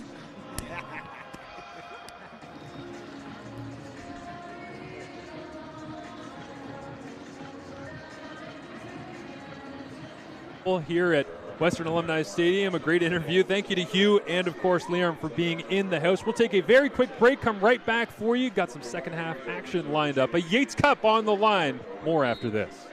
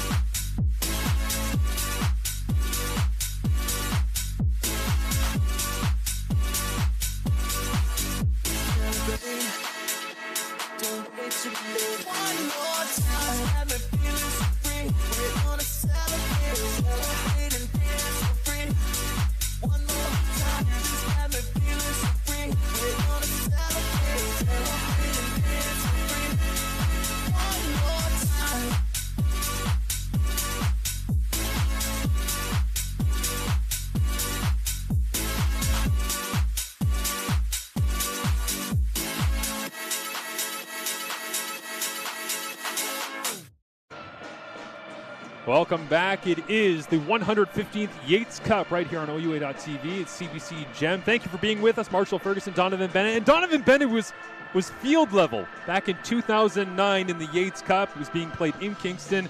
at Old Richardson Stadium, the site of the Vanier Cup this season and next year as well. 23 and 24, the national championship down the road in Kingston. But in 2009, it was a devastating injury. Michael Faulds had been battling through a torn ACL throughout the year. Back in week 3, he sustained it and, of course, came out of that in the Yates Cup, had to leave the game. And I think if anybody knows anything about OUA sports and OUA football, you know that he came back in the game, was somehow able to evade pressure in a do-or-die situation and near miss, and that was the end of Michael Faulds' historic career. Now he's on the other side staring down Greg Marshall, who was his head coach, of course, at the time, as we go to Jody down on the sidelines in a conversation with Greg Marshall as he trails right now 14-8 against Faulds and these Wilfrid Laurier Golden Hawks. Coach, what was your message to your players heading into that locker room? One play at a time. We're right there. We're giving them some stuff, giving them some easy throws. But overall, I think we're in a good spot right now. We just kind of, one play at a time, and not going to get it back, all at once. Just play our half and run the football well, and have to keep doing it in the second half. Awesome. Thank you so much for your time. Marshall and Donovan, it's back to you guys. Thank you. Appreciate that, Jody. And thank you to Greg Marshall for waiting around for a minute for us to be able to tell the Michael Faulds 2009 Yates Cup stories. You see Jerome Rancourt in the game and a little bit reminiscent, not exactly the same situation, but Evan Hillock, Western Mustang quarterback, out in the Yates Cup here as, of course, Michael Faulds was out at the end of that Yates Cup. And Greg Marshall made me a liar. He sounded very patient, almost zen, like did he have a Reserved. sound bath in the locker room? Because, he's right. They're right there. They have the players to do it. But being on the sideline with him, both as a reporter and a player, yes, I know how aggressive he is, especially when games get tight, and that impacts not only the offense, but he's going after the defense, saying, can we blitz? Can we get us the ball back so we can score again? So, but maybe in his older years, he is a little bit more low-key. We'll see if Western can get back into the ball. Just a one-score game. It's, I guess when you're beating up teams throughout the regular season at various points, anytime that you're not up by 20 at half, there's this perception that it's somehow been a disaster. This is a damn good Laurier team that they're facing here today. This is not surprising. And they know that because they really pushed them yes, in the regular season. This team, although undefeated, have been pushed a couple times in the regular season, had to come back late against Queens in a game that was reminiscent to this one. But we saw the 196 in terms of wins on his record. He's seen a lot in his time. Taylor Elgersma with a rushing touchdown and a passing touchdown in the first half as he goes to work. First snap of the second half, and again they go back to Quentin Scott, who almost snuck through into that short side of the field again. They found some success today being able to put receivers to the wide side, tight end into the boundary and run towards it. That time Western answered the call for just a gain of 4. And this defense is going to answer the call. 33 Riley McLeod is going to be that guy who's in on that tackle. They have a lot of great linebackers here. A lot of them wear 33. John Surla being one who plays a lot like this guy, gets his nose around the football. Algersma looks to throw on 2nd down and 6. Crossing route and almost intercepted, as it could have been McLeod, you just mentioned, nearest the football at middle linebacker, but off the hands. And for a team that's completed 75% of their passes on the season, rare to see Ethan Jordan have one slip through. No question. He probably heard the footsteps in his peripheral vision, saw the bleach blonde hair coming out of the bucket, and said, uh-oh, I might need to make a business decision. As kick ready to come here from Hodge. Punt return unit on the season for the Mustangs. 15th ranked in the country, as Laurier already squeezing some clock here early on. And snap never comes up. And they'll take the time count violation, which interesting. Well, I guess they just didn't have the right substitution package in. They didn't want to play a play short, so they sacrificed a couple yards to make sure they have the coverage unit all sorted out. Yeah, a little early to be going 4 corners offense. I was going to say. Up 6. I'm trying to figure out why they're freezing it out here. And okay, they're a man short. Now that makes more sense. 2-man return back for Western is expect to see Hodge put foot to ball here. Not much wind on a beautiful, partly cloudy day in London. But this one end over end, and it flops down to the 50-yard line. So in plus territory, it will be the starting position for Jerome Rancourt to come off the sideline and get himself going. Evan Hillock is up and throwing on the sidelines here. Not sure if he's just trying to get warm enough or if he's perhaps feeling good enough to go into the game, and it looks like Hillock is actually coming off the sideline. Well, we rolled that legendary Yates Cup footage, I guess, for a reason. We didn't know he was coming back in the game. That's complete transparency and honesty, but he's feeling good enough to come in and give it a go here. He had the towel over his head, disappointed when he was knocked out of the game earlier on a sack fumble, as they begin with Thompson downhill in the running game. And this is a real surprise to see Hillock back in the ballgame, considering what he looked like on the sideline earlier. He looked like he was done. Yeah. He looked like he was part of the coaching staff. Cheeler at this point helping Rancourt. And to me, what does this do for you defensively if you are Ron Van Moorkirk in terms of bring some pressure? Do you make him throw through bodies and drop coverage? Hillock hands it off, back-to-back plays. Thompson again goes and gets the first down. Big blocking up front that time from the Mustangs. And both of these quarterbacks in this game are chefs. They're not just cooks. You know, there's some quarterbacks who are just cooks. You give them the recipe, they go through read progression, they execute. These guys can go off script no matter what the ingredients, and they can make you a beautiful meal. Can Hillock do that banged up and hurt? Will he be willing to? Will he be a little bit gun-shy, not wanting to take another big blow once again? Because that's a big part of his game, the off-script plays. Thompson checks out of the ball game here a little bit late. Looks like the officials might have seen a cut that he has to go get addressed. And so Ethan Dolby comes in wearing number 29 as Coleman, the fullback. Craig Coleman lines up in that H-back spot. Downhill they go again. 3 snaps for Hillock back in the ball game. 3 running plays, as losing his feet that time was Dolby, plunging forward again for a solid gain on first down. Well, you don't have to be that healthy to reverse pivot and put the ball in someone's stomach and hand it off. Well, we'll see on second down if they trust him to air it out. Second down and 5. And again, it'll be Dolby in the backfield. A cross ball motion from Robertson. They hand it off once again. Dolby, first down and more. Big collision right at the point of attack. Looks like that was Nico McCarthy again coming down from free safety. Another play, another run, another first down. We came in saying this was a throwing football team, that their best players were their wide receivers. Now they're forced to play left-handed a little bit, and they're still, thus far in this drive, being successful. Handing it off once again. A true Western drive is right down that hash.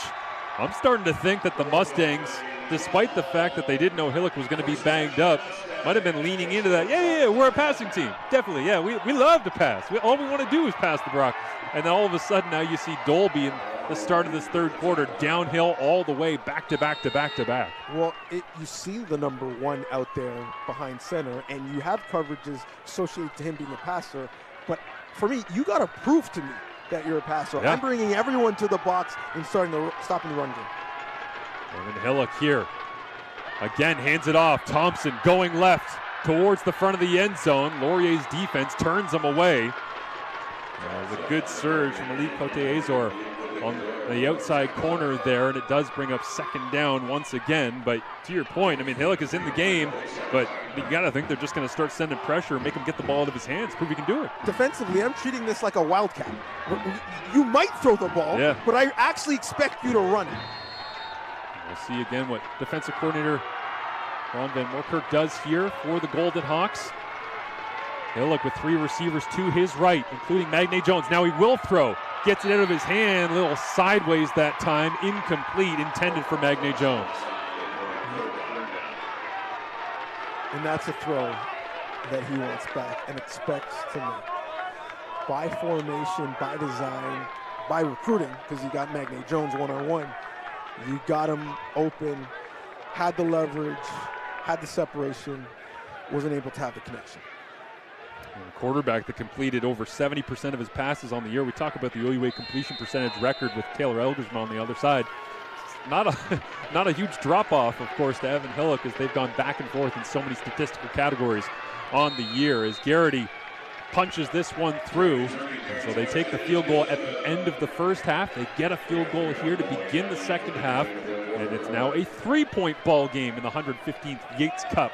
14-11, Laurier leads. And the biggest difference in the game has been red zone efficiency. Western has gotten into the red zone multiple times, but they've either had to settle for field goals or been stopped. Laurier got there twice. They got 2 majors. And Laurier will take the football here from the 35-yard line as Taylor Elgersma continues to work his way through progressions pretty effectively, really since the start of the second quarter. They'll empty it out this time with Quentin Scott, the running back, going, and now it's incomplete.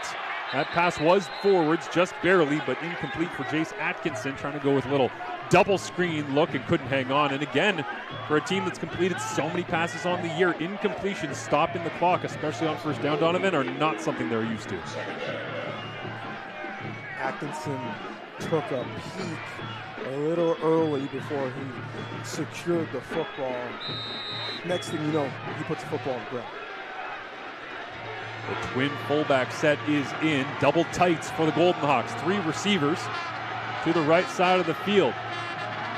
Elgersma looks to throw, loads it up, limited options, scrambling away from his throwing arm, and now gets knocked away as he throws it out of bounds. As the pass rush does get there in time to disrupt Taylor Elgersma. Elgersma wanted a flag for a late hit. This is really tough. You're rolling to your weaker side.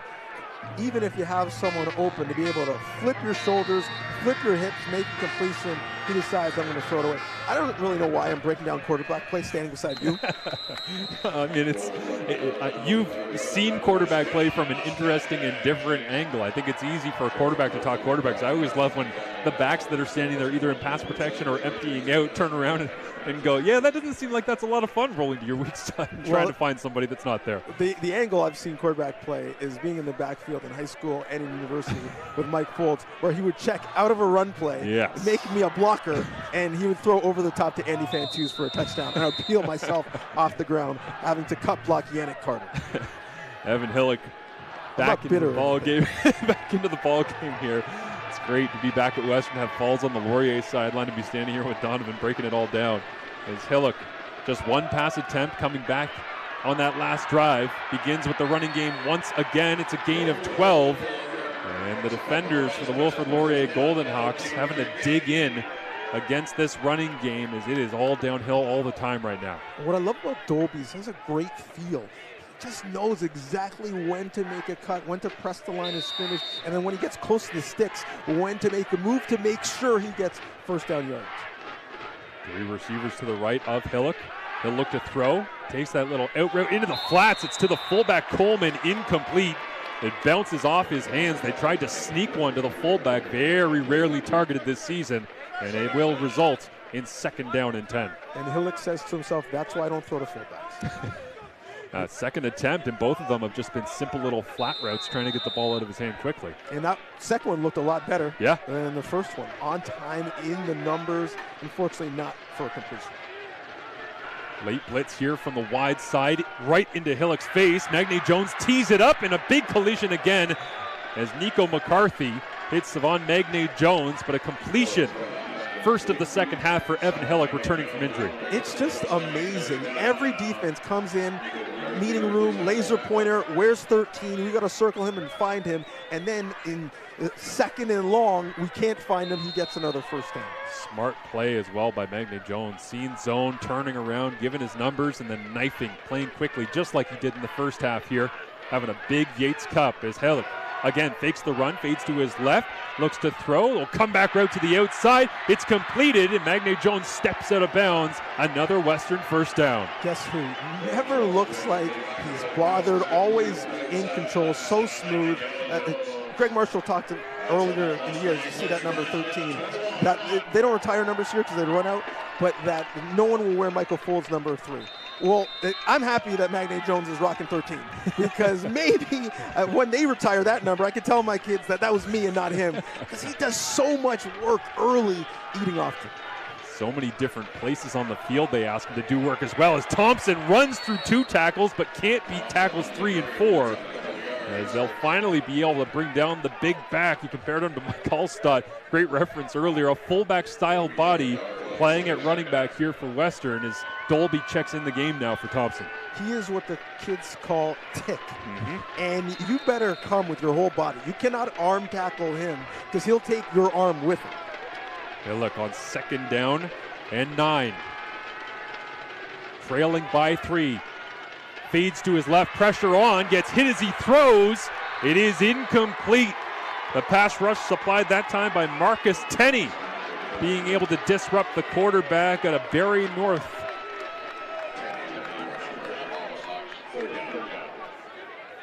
And that was a close one. Ball gets out of hand just early enough for that not to be a fumble, but an incompletion. But you can see Hillick trying to maneuver, buy enough time, and spin out of there before he takes an even bigger hit. Garrity's inching towards perhaps being a Yates Cup MVP right now.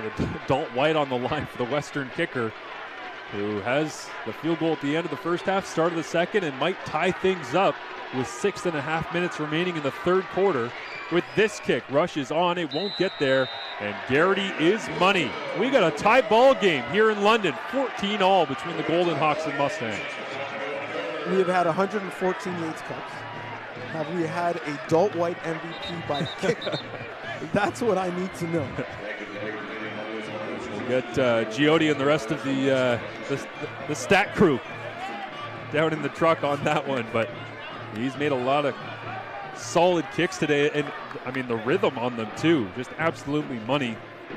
Full of confidence here at home is Garrity, as you see kicking coach Darryl Wheeler alongside him. He's had a great year, and this is a program that has graduated many kickers to the professional ranks. We saw one earlier as an honorary captain, Liam Haralahu, who's played in the CFL, had a great career with the Tiger Cats, and spent some time in the NFL with the Dallas Cowboys, and they found another one in Garrity. The Stallions, you just saw the shot of there at the end of the field, getting a little chilly. Clouds roll in. They haven't had a reason to go for much of a run here today. The Laurier defense doing their job inside their own end, being able to hold it to field goals so far. They generally go for a run after majors, and sometimes they get tired. Are they going to change that this game? And just any points, safety, singles, extra points? Yeah, they got their conditioning work.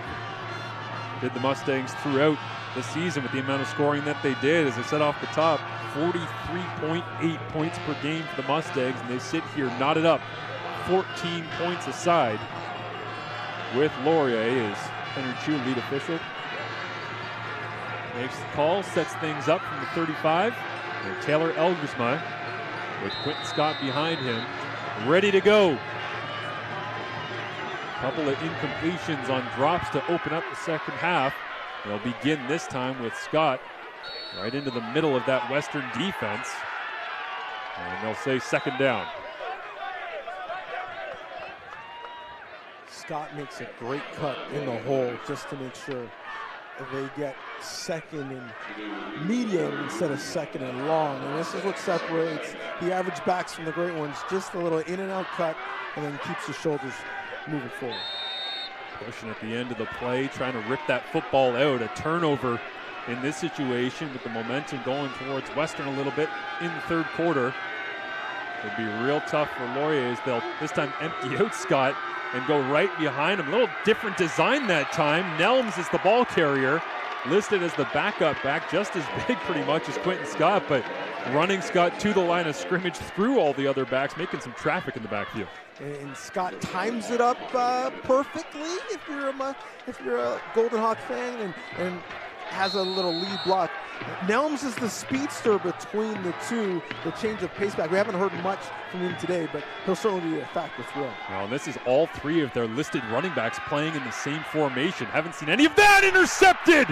Western picks it off, and a huge hit. Quentin Scott got the ball loose. I think Western's back on top of it. It was intercepted by Western, and a massive hit delivered by Quentin Scott knocked it loose. But it is number 16, Ryan Barthelson, coming up with the football at the end of the play out of Brisbane, Australia. And Elgersma throws another interception in this ball game. He only had 1 in the game at the end of the regular season. He's got 2 here now today. Well, as our hockey fans would say, everything is happening. A big picks, looked like it might be a pick six, as Elgersma never even sees the dropping linebacker and thus throws it right to him. And then Scott not only saves a touchdown, almost gets the ball back, but Western falls on it. Billick, play action, loads it up, wants to take a shot down the field. Robertson open, catches it at the 5, touchdown Mustangs!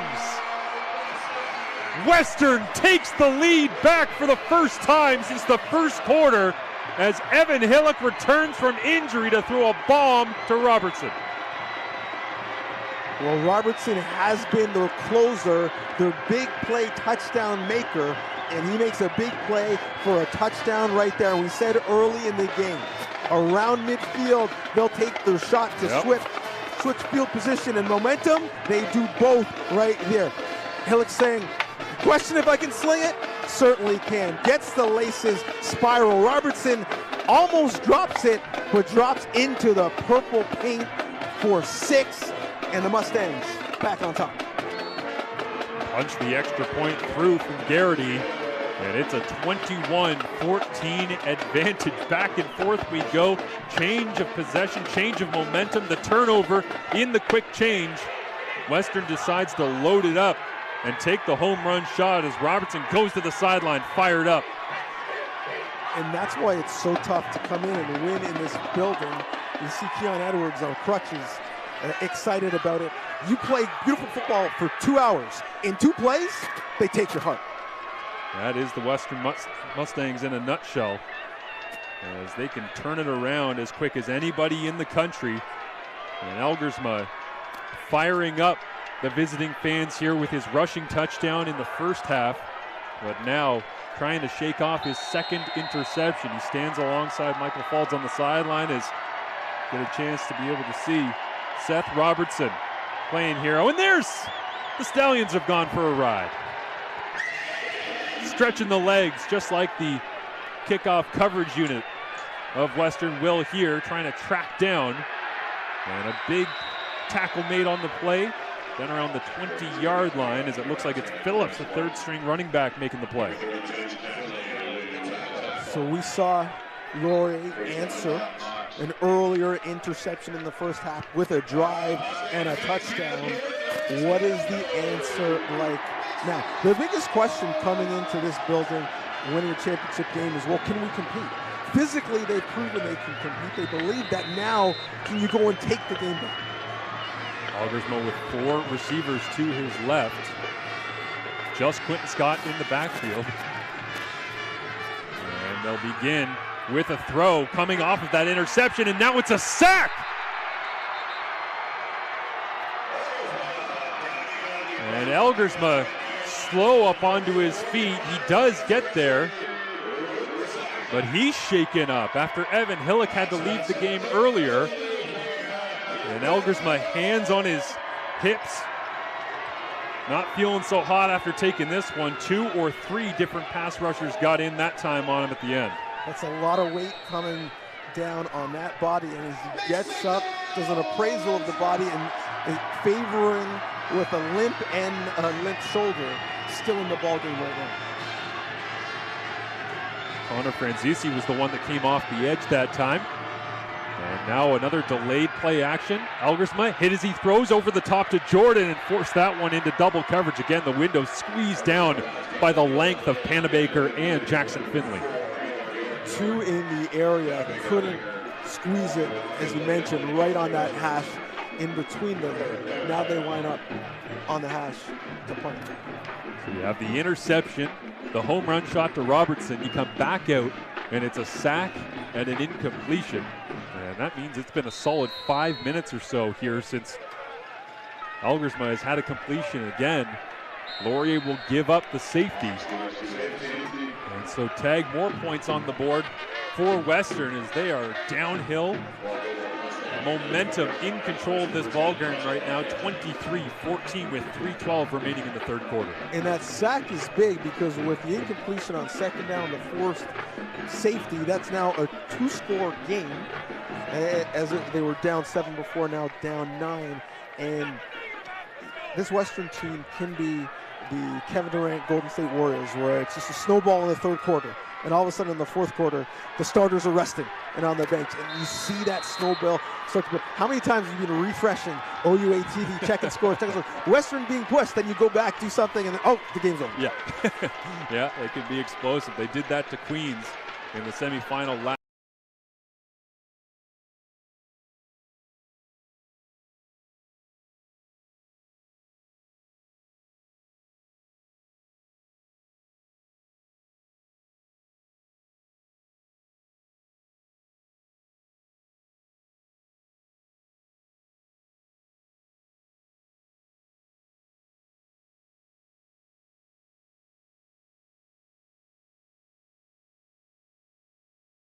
And this Western team can be the Kevin Durant Golden State Warriors, where it's just a snowball in the third quarter, and all of a sudden in the fourth quarter, the starters are resting and on the bench, and you see that snowball start to build. How many times have you been refreshing OUA TV, checking scores, checking scores, Western being pushed, then you go back, do something, and then, oh, the game's over. Yeah.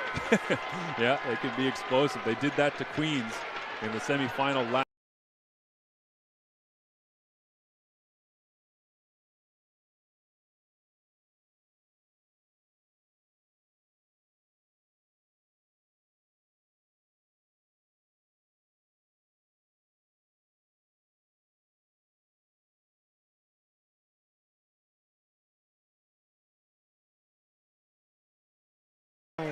And this Western team can be the Kevin Durant Golden State Warriors, where it's just a snowball in the third quarter, and all of a sudden in the fourth quarter, the starters are resting and on the bench, and you see that snowball start to build. How many times have you been refreshing OUA TV, checking scores, checking scores, Western being pushed, then you go back, do something, and then, oh, the game's over. Yeah. Yeah, it can be explosive. They did that to Queens in the semifinal last.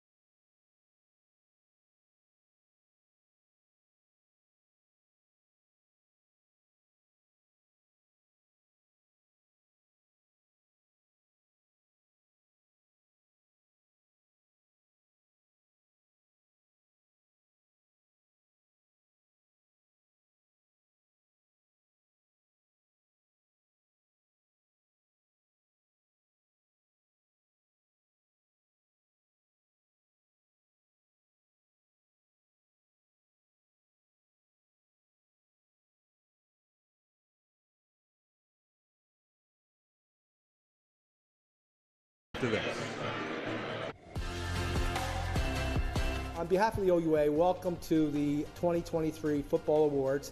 It is the 115th Yates Cup. This event today, as well as Saturday, is no doubt one of the biggest things on the OUA calendar.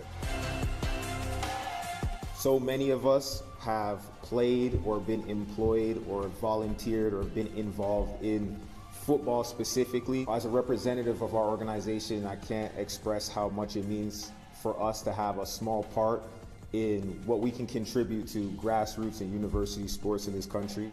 We have never had more talent in Canadian football than we have today. Canadian football players have never been better than they are today. In the classroom, the fourth-year commerce student holds a perfect 12.0 GPA. This year's Russ Jackson Award recipient, Alex Chang from the McMaster Marauders. Spearheading an offense that averaged over 35 points per game, this year's Larry Haler Award recipient, Taylor Elgersmus. It is my distinct pleasure to introduce this year's David Tuffy Knight Award recipient, Michael Falls from the Wilfrid Laurier Golden Hawks. The journey that you have started as a result. Welcome back to the start of the fourth quarter with a field goal attempt. Once again, Brian Garrity knocks it through. And at another three, 26-14. It's a 12-point advantage now for the Western Mustangs to open up the fourth and final quarter. Donovan, what do you want to see from Laurier's offense? Because it's very clear right now that in order to win this football game, just like in the final time they played in the regular season, it's going to have to be the Golden Hawk offense. It's going to have to put up some points and keep track of Western. Ethan Jordan, he has owned the one-on-one matchups. They just need time to get him the football. This team at their best is making explosive plays for the passing game. You get back to that. 33-30, as you see there, was the final in that ball game, and it was back and forth, up and down the field. Again, 27-0 was the halftime lead in that matchup for Western. And then all of a sudden, in about a 10-minute period, Greg Marshall said, "We just had a meltdown." Well, I don't foresee Western melting down today, so you're going to have to earn it if you're Taylor Elgersma, who's had a couple of interceptions today as the OUA MVP, and already staring down second down and 9. Deeper drop. Franzisi gets some pressure off the edge, and just a little check down this time, jumping up over the top. 6'6" Elgersma saw the check down and got carried for a couple of yards as he was trying to complete it. Has a little excuse me step up in the pocket on impromptu and goes over the top to check it down. Not enough for first down yardage. And Western will get the ball back with relatively good field position. A couple of 2-and-outs in a row here for the Laurier Golden Hawks. Western with possession once again. Kabongo trying to find an opening to the outside. Got some room down that sideline. Can Hodge get there? Turns him back inside. And if 22 doesn't get down in coverage, I think Kabongo might still be running. Kabongo had a big return to change the course of the game when these two teams met earlier. Decide to kick to him, and he reverses field, breaks a couple tackles, gets that ball on the outside arm, gets up the sideline. Yeah, there was not many people down that sideline. As a late substitution here, it's the rookie of the year, Ethan Gregorczyk, running off to the sideline, so they decide to go heavy up front with the defensive line, loading up the box with the biggest bodies they possibly can to try and force the hand of the Mustangs to put it into Evan Hillocks and see whether or not he can finish things off, as it's a big push up through the front once again, and a big block as well down the field, as that was, looks like Sibbald back in the ball game after he was banged up earlier on. Thompson, great patience to wait for that snap to come down. People are watching and seeing Western roll through backs that were low on the depth chart and saying, how are they doing this? Right. How are they able to continue to run the ball with players who weren't featured to be starters to start the year? Hillock again hands it off. Thompson in the middle of the pile, crosses the 50-yard line, and it gets down around, it looks like the 48 of the Golden Hawks, but on second down and short, that'll be enough to move the chains once again. You know, the interesting thing about running back at this level, I believe, you can find great runners all over the place, even though it pains me to say that as a running back. I think the difference in terms of who plays is, can you protect? Can you protect the football, not put it on the ground, and can you pass protect? Both these young and experienced backs have done a great job of that thus far for Western. And interesting as well, seeing Western sometimes signaling in the play, sometimes checking at the line of scrimmage with the sideline. That time you saw Dolby run off the sideline with the play and go tell Hillock, old school, from the old ball coach Greg Marshall, sending it in with a substitution. It's a high snap up in the air. Now Hillock's going to look to throw, and he'll just feed this one out of bounds in the direction of Braden Masseri, incomplete. Great job just to go get this Texas leaguer, and then he decides, I'm just going to put this one into foul territory and throw it away. You mentioned the shuttling in plays. You know, as a back, you're often doing that, and when you're in a committee, you bring them in and out. You got to sprint. You got to remember stuff. You got to tell the QB. Then you have to execute. Sometimes, I'm not going to lie, I was tempted just to change the play and make it a play to myself. Are you going to give me all this responsibility? I need some of the credit. You know what? I never considered that. I might have been sent in the wrong play when it's getting run off the sidelines. As the handoff goes to Thompson, trying to cut it back. What a great play. That is Gregorczyk chasing it down from middle linebacker, and the defense does everything they can to keep it out of field goal range for the Mustangs. Well, this is one for the teaching tape. Play with your eyes as a linebacker. Get there, get on your horse, and then hold up, pray, and have the cavalry come and help you bring them down. I don't know how many bodies like that Gregorczyk saw in high school a year ago, but he's in the university level now, and he's still making plays. 6'3", 225. I can't imagine watching his high school tape if you're recruiting a middle linebacker at 6'3", 225. Holy Trinity out of Portis, Ontario is Gregorczyk as the rush is on again. Can't get there, and it'll skip down, take a Western bounce, and picked up. Minimal punt return on the play. So again, you get the sense that with 10:44 remaining in the fourth, trailing by 12, you're probably only going to get a handful more possessions considering the way Western's been able to run the football for the most part of this ball game. You got to get something going here for Taylor Elgersma after a couple of 2 and outs. I don't think we've seen a no yards. How often do you see a no yards in Canadian football, especially when the ball's skin against the turf? No, it's a great point. You're only going to get so many possessions, down multiple scores, and you have a positive drive here. Take the handoff to Quentin Scott. Easy completion this time to the outside. And that will go to Sebastian Parasolides, one of the standout rookies on this club. And he is true to the fullback oath, and he kept both hands on the ball the entire time. Yeah, all of 5'11", 230, named to the OUA All-Rookie team out of Chaminade, Toronto. They rotate through, and now Elgersma a little bit confused, looking to the sideline for extra direction late in the play clock. He does decide to hand it off and rolling forward on 2nd and a yard. So they go fullback, pass completion, and then Quentin Scott diving his way forward, and Elgersma looking back at the sideline going, guys, don't do that to me again. I think the real question now, as we see a replay of Scott stepping up and getting just enough to get the chain gang on the move, is Finley. And where is he? If he's close to the line of scrimmage, let's go over the top. If he's back deep, let's run the football. They'll load it up this time as Elgersma wants to show off the arm. Hit as he throws again down the sideline. Raiden Thorne just couldn't get there. Panabaker was coming over. High help from his halfback position.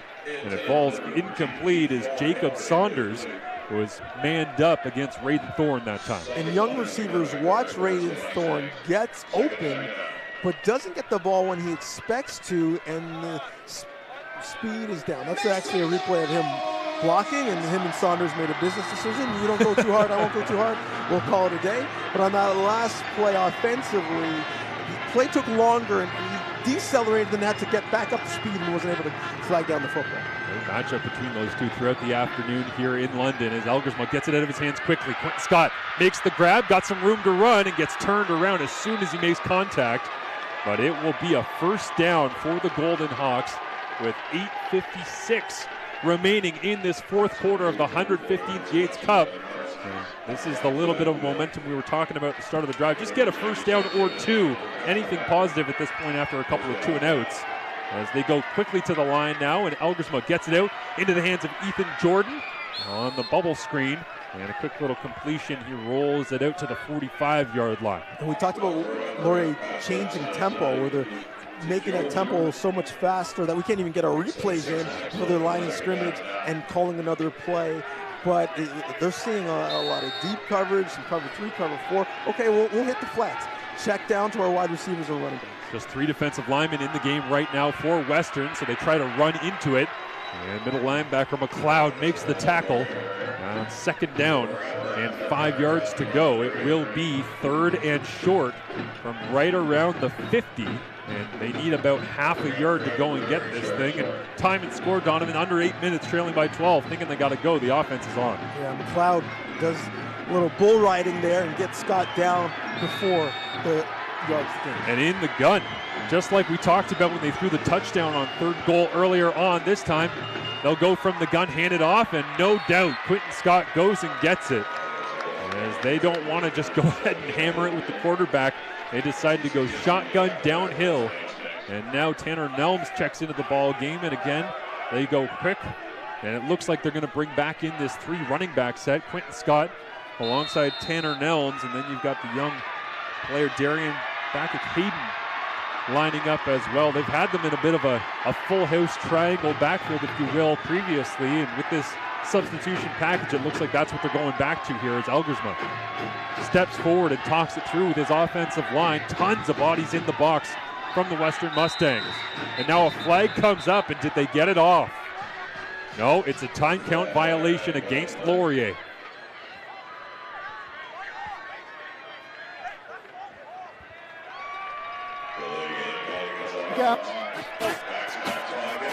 That's a killer, Donovan, when they're trying to get ahead of the sticks, and before you even take the snap, you go back 5. In a scenario where you're not huddling, you're not getting in and out of the huddle and getting lined up on the line of scrimmage, everyone's essentially staying on the same side. You can't take a penalty in a big spot like that. They'll keep that personnel package on the field regardless of going back 5 yards. Now they'll empty out everyone. They go backwards. This looks like it might be a double pass. They'll try to go with it as Hayden will throw it back to Elgersma. And was that backwards? They'll let it play out. No whistles as of yet. And now they'll blow it dead. And that was ugly, trying to go for something to get some momentum going for the Golden Hawks. Well, you saw the screen pass, but the level of depth the receiver had let you know that something else was up. Bubbles back looking for a throwback, and it was open across the wide side of the field. Didn't have the time to get it to Scott. Tries to get it to Elgersma, and it's over his head and incomplete. So now you're playing 2nd and 15. It's the time count. Then trying to go for the double pass. It doesn't work. And now the Laurier coaching staff asking the receiver to get off the line of scrimmage. They almost had an illegal formation. Elgersma loads it up, gets hit as he throws into traffic, and it's Ethan Jordan, the intended receiver, incomplete. 2nd and 15, and with 6:25 left, they'll just have to punt this one away on 3rd and 15. We'll take another look at that trick play they had dialed up. Little stock and go, hoping for the bite, but there wasn't enough time to get it there. You save those ones all year, hoping to call them in the right spot, but you got to execute them when you do. It could have been magic if they could execute it, but a pretty decent job by Mr. Adebafor being able to call that one off and make that not go for it. But I think in that scenario as a receiver, you really got to get your Academy Award performance on, right?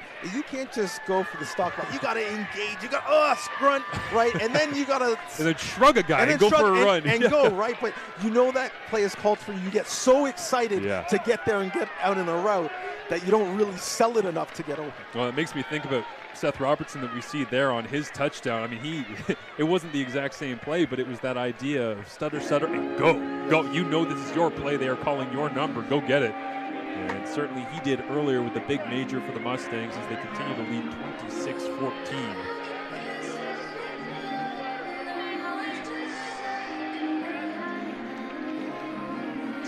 Evan Hillock warming up along the sidelines, trying to get hot, headed down the stretch. And this one with Jerome Rancourt, who we saw a little bit earlier on in this ball game, is the Vanier Cup coming up, of course, in Kingston, Ontario at Richardson Stadium. The Queens Gales defeated here against the Western Mustangs in the OUA semifinal last week. Wish they could have got a little bit more from their running game, but they're looking forward to hosting down in Kingston. And for the OUA, of course, the hope is to have a team, one of these two, Western or Laurier, in that game. But man, it's a tough road because you go through today, back and forth battle, really physical between these two teams. Then you got to go to Quebec to take on the champion of that conference. And then you come home back to Ontario, if you make it through Quebec, to take on, presumably, a really talented team from Canada West for a national championship in the Vanier Cup in a couple of weeks. Well, both these teams had close games in that stadium in Kingston earlier and came out with a W. They're hoping to get back. Hand off inside to begin the drive here. Looks like that's Dolby getting the first touch.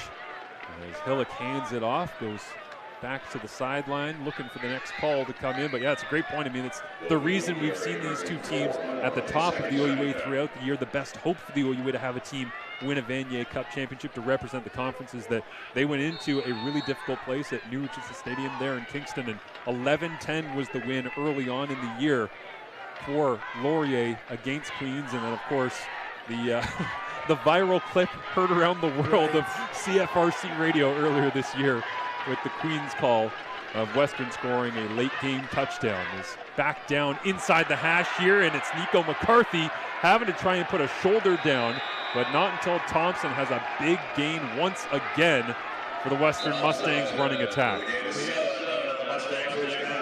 Injuries on the field that we will address in physical football game. We've seen collisions just like this all game, where no one is blinking at the point of attack. Big question for me, and it's a good problem to have, is if the winner out of the OUA is able to go to Quebec and win that game and then come back into province for the Vanier, if it's me, I'm leaving with two outfits. I think we're going to Quebec and then straight to Kingston. We're going straight to Kingston. Yeah. We're going to one of those beautiful hotels off of Division Street, and we're staying there because unlike the Yates, you know, the Vanier Cup week is a week. Oh, yeah. You've got awards, you've got appearances. So I think we're doing virtual classes. We're going on a long bus trip to have a shorter bus trip to come back. Yeah, when 2011, when I was with McMaster and we played in the UTEC Bowl, which is what the bowl game will be for Ontario against Quebec coming up next week. But it was in Moncton, New Brunswick. Went out there, played against Acadia, came back that night, and about 48 hours later got on a plane for Vancouver. So we touched the Atlantic Ocean and the Pacific Ocean within about 3 days' time between the two. So yeah, the travel is, even if it's within just Quebec to Ontario, it's always a logistic game to try and figure it out. But both these teams would love the challenge. Well, the champions coming out of these conferences at this point, they're really close. There's not much margin between them, but the travel, the difference, the health of the players makes a big difference. It's a great point as the snap comes up to Hillock here. Almost a tackle for loss. Now it's Thompson going for a jog through the secondary, and a big gain, longest of the day for Thompson, all the way down to the 46-yard line of Laurier. And Thompson, showcasing the entire game, says, I don't only do my work in first and second gear, let's actually shift up and put it into fourth. And he got some daylight and got a big game. And you can see the smile there. Great sideline shot as he heads off the field with a couple of guys giving him a shake. He's going, yeah, I got that gear. I got something extra for you. Don't you worry. As they will swap him out for Dolby here on 1st and 10 from the 46. Robertson crosses the ball at the snap. They'll hand it off inside. Dolby wrapped up. A gain of about 5 on the play. 2nd down and 5 coming up. And all of a sudden, we are under 4 minutes left in the ballgame. Yeah. And the Western Mustangs just keep that clock running and running and running, and kept those running backs running and running and running, and kept that chain gang running and running and running, and they take the air out of the football, and next thing you know, the game's over. Such a tough set of circumstances for the Laurier offense on that last possession. Really put them back because they knew this was the alternative. You get the football back to Western, and in all likelihood, they're able to grind away on plays like this. It'll be third down right here. I wonder if they're on the edge of Garrity field goal range or how they'll play this one out, Donham. I don't see anyone moving from that sideline in terms of special teams. I see Hillick moving to the sidelines to have a conversation on what we want to do here. It's a full 2 yards. And so if they're not in field goal range, you have to think they're going to try and pin Laurier real deep and make them earn it in the final 3 minutes of this ball game.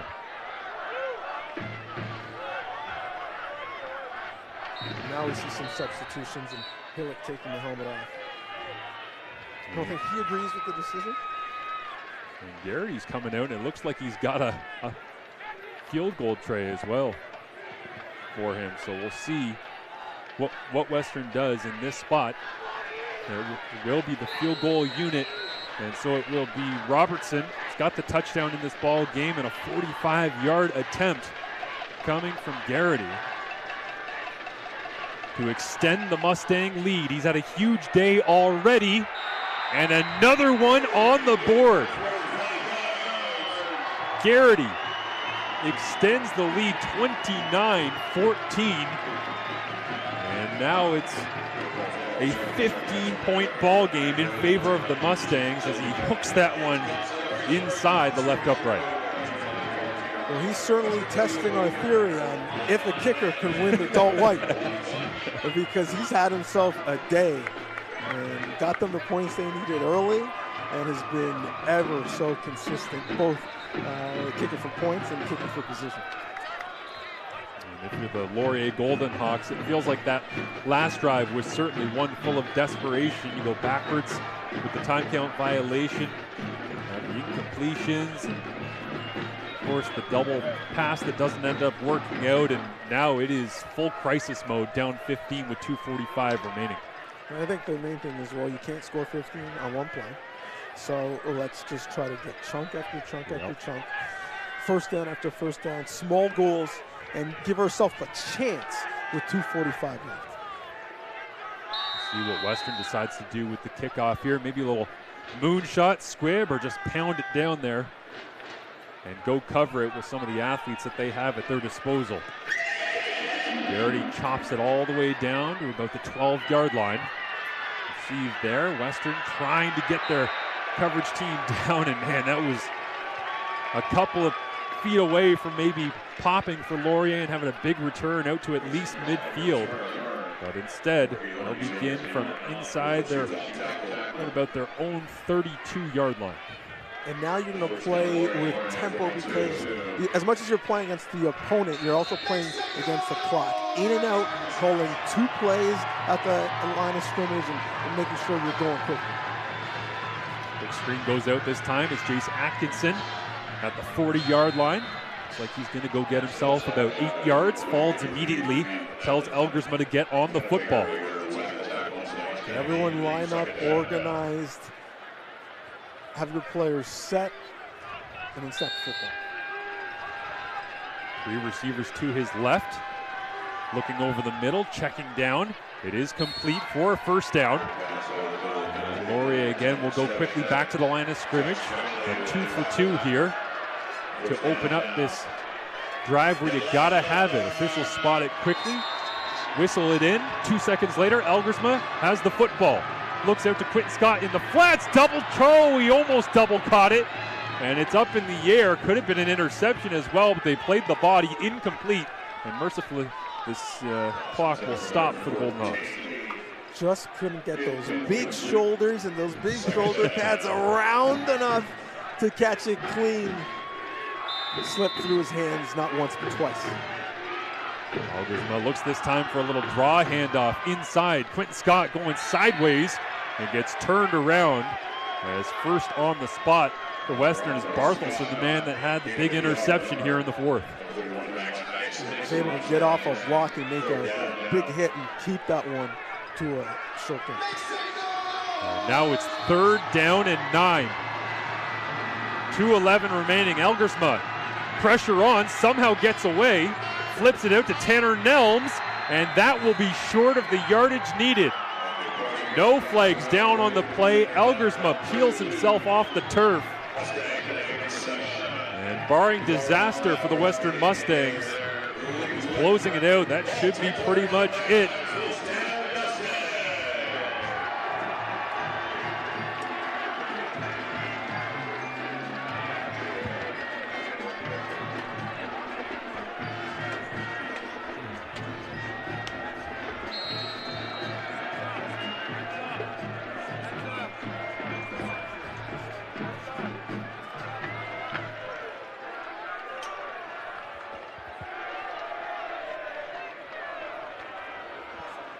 Evan Hillock hands it off.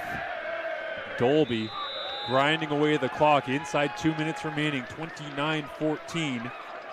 And for the Laurier Golden Hawks, it feels like the only thing between them and having a chance at potentially a national championship is these Western Mustangs. No question. Which is the case for a lot of teams at this time of year. For Laurier in that defensive huddle, it's peanut Tillman time. Punch the football. Tackles don't matter. We need the ball back. And obviously, Western, you're thinking two hands all the time. Once again, down the hash on second down. Grinding away. Greg Marshall looking for his 23rd Yates Cup. You didn't hear that wrong. 23 is the number today. If the Mustangs are able to finish it out, they were down by a single score at halftime. 14-8 was the score at that point. It was 14-5 right before they kicked a field goal going into half. And Laurier had all the momentum. And in this second half, it's been all Mustangs as Michael Faulds barking out to his bench in front of our broadcast booth here at Western Alumni Stadium, trying to tell the offense to get their spirits up because they're about to get the football back after their defense did exactly what they needed. Got a couple of stops on first and second down with the running game, and now they'll kick it away. A couple times they've been close trying to get a punt block today, and this one will fade out of bounds right around the 10-yard line. A great kick that time from Williamson out of North Bay, making a big kick down the sideline and pinning Laurier's offense once again inside their own 10. So when you got the ball back, you have explosive athletes. How many all-go vertical routes do you got on the play sheet? Because that's what you need right about now. He got one of the biggest arms that we've seen in recent times in OUA quarterbacking, but can he get it out quickly like this? Will that be enough, or are they going to have to take vertical shots? You know, Western's just sitting back and waiting for it if that's what it comes to. But it is another completion here for Elgersma. He looks out to the wide side, gives a couple of hand signals, and they'll set it up and whistled in with 1:23 remaining, trailing by 15. Another quick screen. Jace Atkinson again, this time trying to find a crack in that Western defense. And now Atkinson is down on the ground in pain. And the tough thing at this point is Jackson Finley does such a great job of staying deeper than the deepest. So getting something over the top is really tough. And we've talked about it with Adebufor and Panabaker and so many of these guys as we see Atkinson land on his shoulder and have some difficulty. It was back in 2016. Doesn't feel that long ago. I actually remember where I was watching and seeing the way that this played out. It was Western early on, and then Laurier being able to find a way to crawl their way back into the game. Oh, it hurts to see a Ferguson get a touchdown scored on him there, but you see a big score late in the second half, and it was a 40-33 game when it was all things on the line, and the Laurier Golden Hawks were able to find a way into the end zone. The icon, Curly Gittens Jr., tying it up. And from there, it was the kicking game that told the story as the Laurier Golden Hawks in 2016 crawled their way back in somehow and pulled the upset here. They had visions of that coming into today, that they'd be able to make the Western crowd quiet like they were when Elgersma had the big rushing touchdown in the first half. But it is desperation time now. It was a big hole shot again. Raiden Thorne almost able to haul it in the same way he did earlier on today, but incomplete. Well, you mentioned they had visions of that coming in today. I think Greg Marshall did too. Yeah. Because he talked about the fact that that was the worst loss that he's had here in his career. Elgersma looks to the sideline for some signals, despite what looks like it's going to be a loss. A great day for Ethan Jordan, working alongside Braden Thorne, as this time they'll go underneath, and it is Stebbings making the play, diving his way for a first down.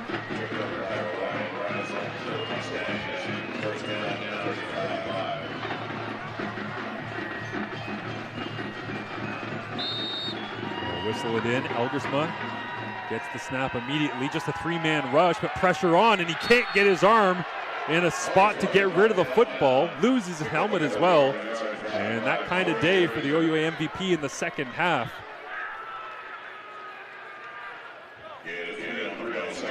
It's been a frustrating second half where nothing seemed to be on time, just a little bit off every time they had a chance to make a big play.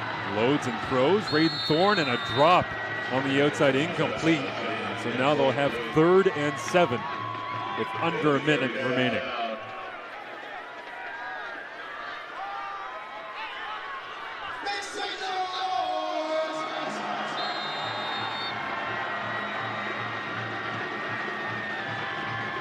Still some confusion in the Laurier offense as they look to get set.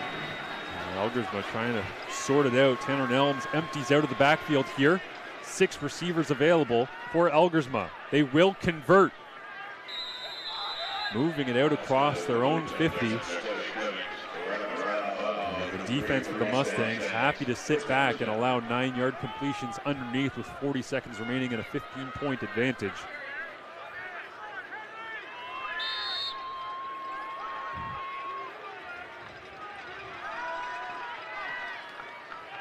Little crossing route underneath.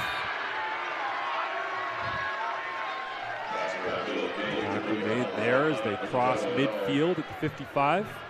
It'll be second down. About 4 yards to go. Full credit to the Wilfrid Laurier Golden Hawks. Situationally, coaching-wise, they've been on it when they've had to go fast in this fourth quarter. They've been able to pick up the tempo pretty seamlessly. As another tackle made here over the middle by number 33, Riley McLeod. He's made a ton of plays throughout the day. And full credit to this coaching staff throughout the year. Offensive coordinator Todd Galloway, defensive coordinator Morkwood, head coach Mike Folds, who was the coach of the year in the OUA, I think has a real good shot at being the coach of the year in the youth sports, so win the Tyndall Award. Celebrating his 40th birthday today. I think he wanted to celebrate it with a trophy, but you know, as he has some time and some perspective away from the outcome and the score, certainly be proud of the performance and the fight of his team, and proud given the fact that he's got a lot of these kids back, including his quarterback. It's a good group for a couple of years, and so there should be no hung heads in that locker room, even though they had higher expectations. They're building towards something real great in that program. And a day that began, unfortunately, for Tanner Elson with a procedure penalty. Looks like it'll end with him hobbling off, battling through some injuries throughout the day. There's some depth in at offensive line as they look to send it down the field. Wrapped up from behind, Elgersma goes for a run, gets a first down. The clock will stop as they move the chains once again. And for the Western Mustangs, with just 8 seconds remaining, ready to celebrate, it's another Vanier Cup push. 2017-2021. Greg Marshall, who waited so long to get a Vanier Cup, looking at 3 since 2017, as again Elgersma runs up the middle. It's this Western defense sitting back completely now in their own end. And for this team this year, it's not how, it's how many. Yep. And it hasn't necessarily been beautiful, but it's not a judge sport. But the scoreboard ultimately is the judge, and they have found ways to win in different ways. Going to Quebec, they'll have to do it once more. Elgersma, what should be the final play of the game, gets it out to Ethan Jordan, who gets pushed out of bounds. And for the Western Mustangs, it's been a hell of a run. And the run continues. The Yates Cup lives in London.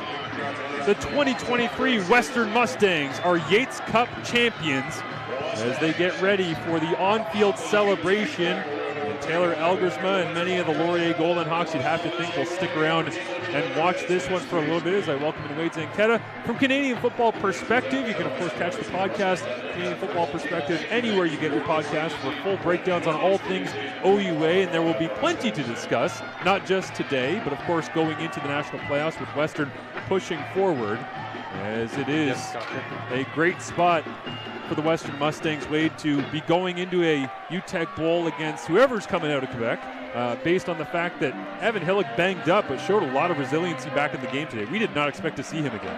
I quite frankly did not. I mean, when you look at the scene in the first half, the towel over the head, sitting on the bench on the trainer's table, it looked like he was going to be missing in action, and then all of a sudden we get him out in the second half and it's, oh my God.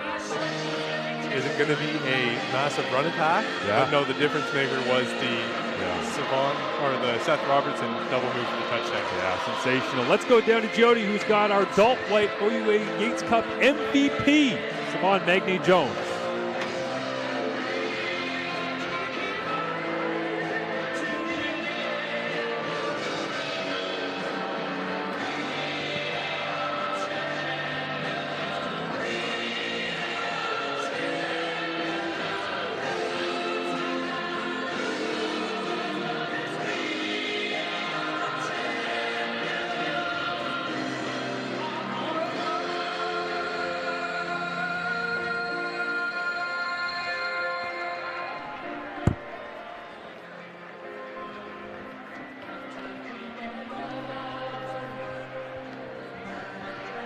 Thank you, Jody. Appreciate that. That is Brian Garrity, the kicker down there, is get a good chance to be able to see Savon Magne-Jones in just a minute here as the handshake line continues on right now between Laurier and Western. A lot of respect and two great matchups between these teams throughout this season. You almost wonder, Wade, if it would have been a different finish at the end for Laurier back in the regular season, if they would have been able to finish out what they made their way back into that game with a huge comeback being down 27-0. Would this game have been any different forcing Western to go on the road for a Yates Cup? Because that's not something they have to do very much. No, but we saw that 2 years ago. This is now 3 straight for Western.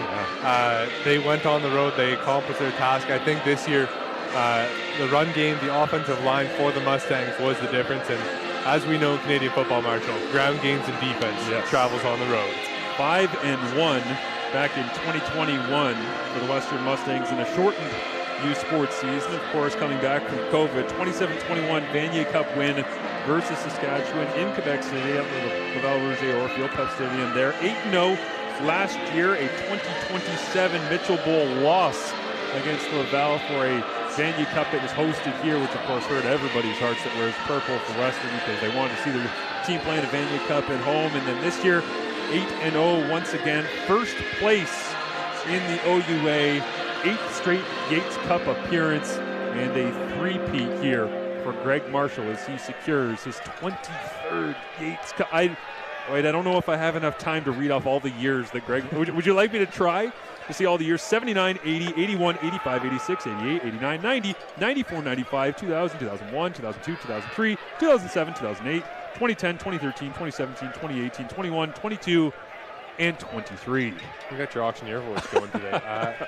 No, this is a reign we have never seen before. I don't think we will ever see again from Greg Marshall and the Western Mustangs. It has spanned multiple quarterbacks, multiple franchise-changing moves. I think the stadium is probably younger than the reign of Greg Marshall. A 7-time OUA Coach of the Year, 3 times National Coach of the Year, and back in 04, of course, the CFL Coach of the Year as well with the Hamilton Tiger Cats in his first year on the bench there for Hamilton as you see Savon Magne-Jones down at field level, wandering around and celebrating with family as they get set for the trophy presentation. Our own Donovan Bennett will be leading that procession as the Western Mustangs will get their hands on the incredibly heavy and wonderful Yates Cup.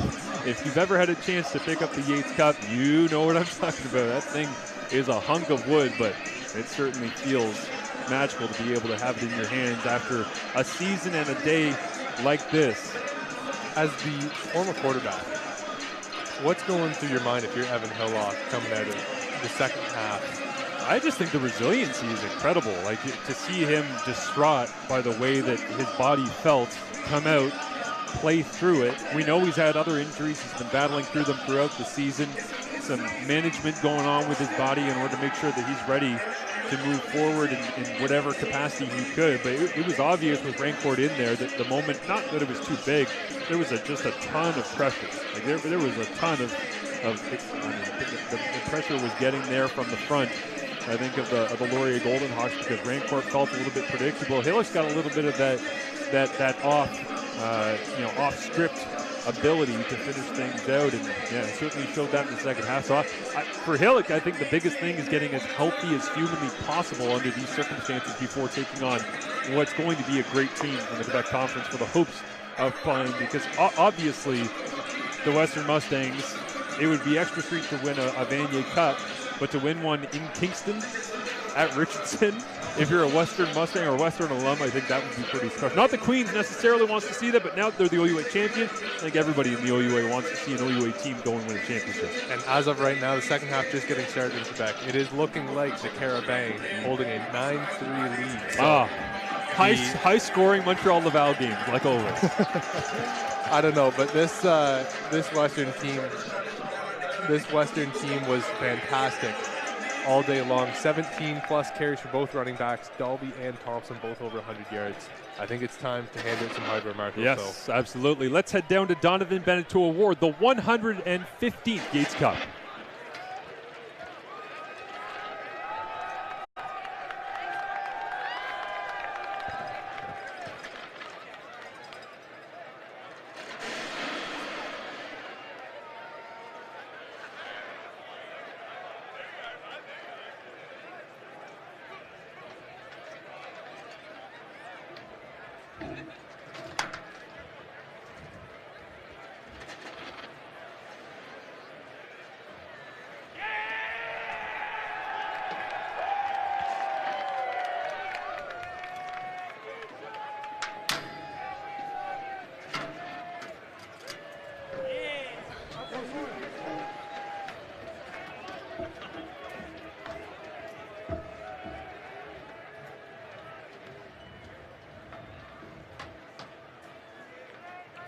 Season. What a 115th Yates Cup that goes to the Western Mustangs. First and foremost, I want to congratulate the Wilfrid Laurier Golden Hawks on an outstanding season, led by Coach Mike Falds, and had a great game. But let's get to the presentation. Now please welcome to the stage President and Vice Chancellor at Western University, Dr. Alan Shepard, to present the player of the game. The Dalt White Award goes to, for the first time that I can remember, a kicker, Brian Garrity.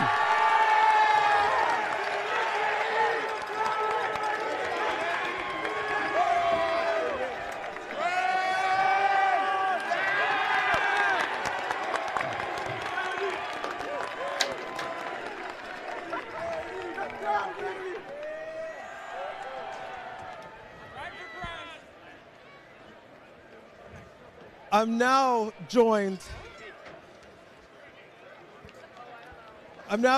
by the coach and the grandfather, the coach of the Western Mustangs, with a young recruit. Coach, 3 times in a row, Yates Cup. Last time someone won 3 in a row was you at McMaster, and you won 4. What was it about this that was able to persevere and get it done today in this environment? This is an incredibly special group of young men. We set a goal, last year, and every single day showed up, a great work ethic. I love these guys so much. I'm so proud of you guys. I've been fortunate. I've won a few of these, but this might be the most special of all. Guys, thanks. You got a bus trip ahead of you to Quebec, potentially after that a bus trip to Kingston. What's it going to take to have another one of these celebrations with the extended family? Oh, you know what? We're looking forward to. We're gonna enjoy this one tonight, though, before we start planning for Quebec. Right? You know what? Our mentality all year has been, one practice at a time, one game at a time. And, you think about over the season how many close football games we have been in. And that is a tribute to the resiliency, the dedication, and the heart of this group. Again, you guys are the best. Well, enjoy it with the football family and the real family. Thanks, buddy. Thank you, Jim. All right. Now let's get to the celebrating that he mentioned. I'd like now to invite Gord Grace, President and CEO of the OUA, and Christine Stapleton, Director of Sports Recreation at Western University, to present to a really big team that needs some really big rings and a really big trophy. What's that? I didn't say anything about a song. I said a big trophy to the 115th Yates Cup champions, the Western Mustangs.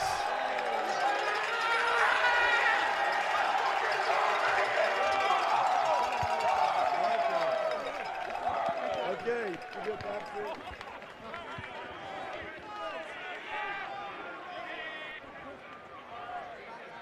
Let's get down here.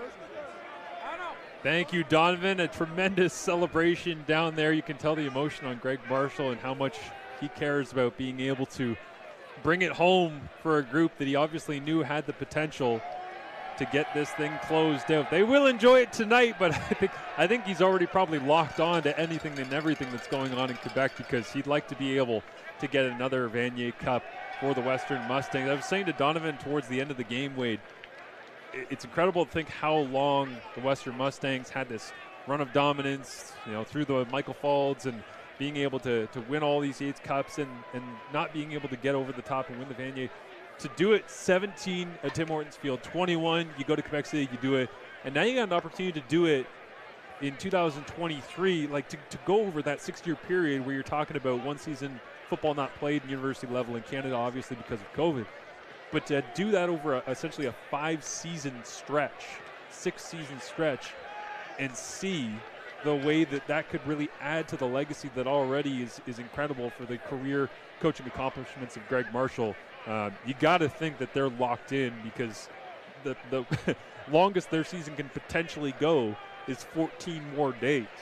So they're going to have fun with it, but, I mean, there's a great chance to have this incredible – it's not a three-peat like it is the Yates Cup here, but, I mean, doing 3 Vanier Cups in a short period of time is incredible. I think the celebration for Coach Greg Marshall will last approximately an hour and a half before he starts. He should have said, we're going to enjoy this one until 5 p.m. Yeah, as soon as that RSEC matchup is settled, he's going to be locked in on his opponent, and they are going to make a huge run into Quebec next week. It's a tough place to play wherever they are, whether it's TELUS Stadium at Laval or Septim at Montreal. They are in for a tough road matchup.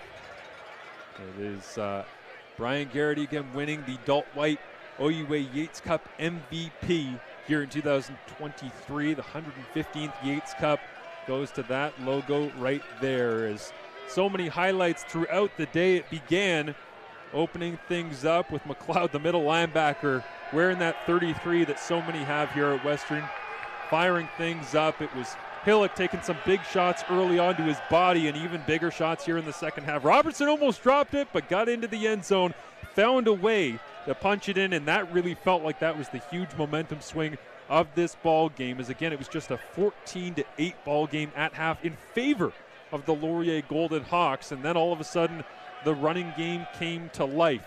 It was, of course, Evan Hillock being able to make those big completions. The defense got involved, special teams as well. And at the end of the day, it is once again a Western Mustangs home victory in a Yates Cup, and the celebrations continue to roll along here inside Western Alumni Stadium. For everybody who's joined us, on behalf of Wade Zanketta, our great production team, Donovan Bennett, Coyote as well. I'm Marshall Ferguson. Thanks for watching the 115th Yates Cup.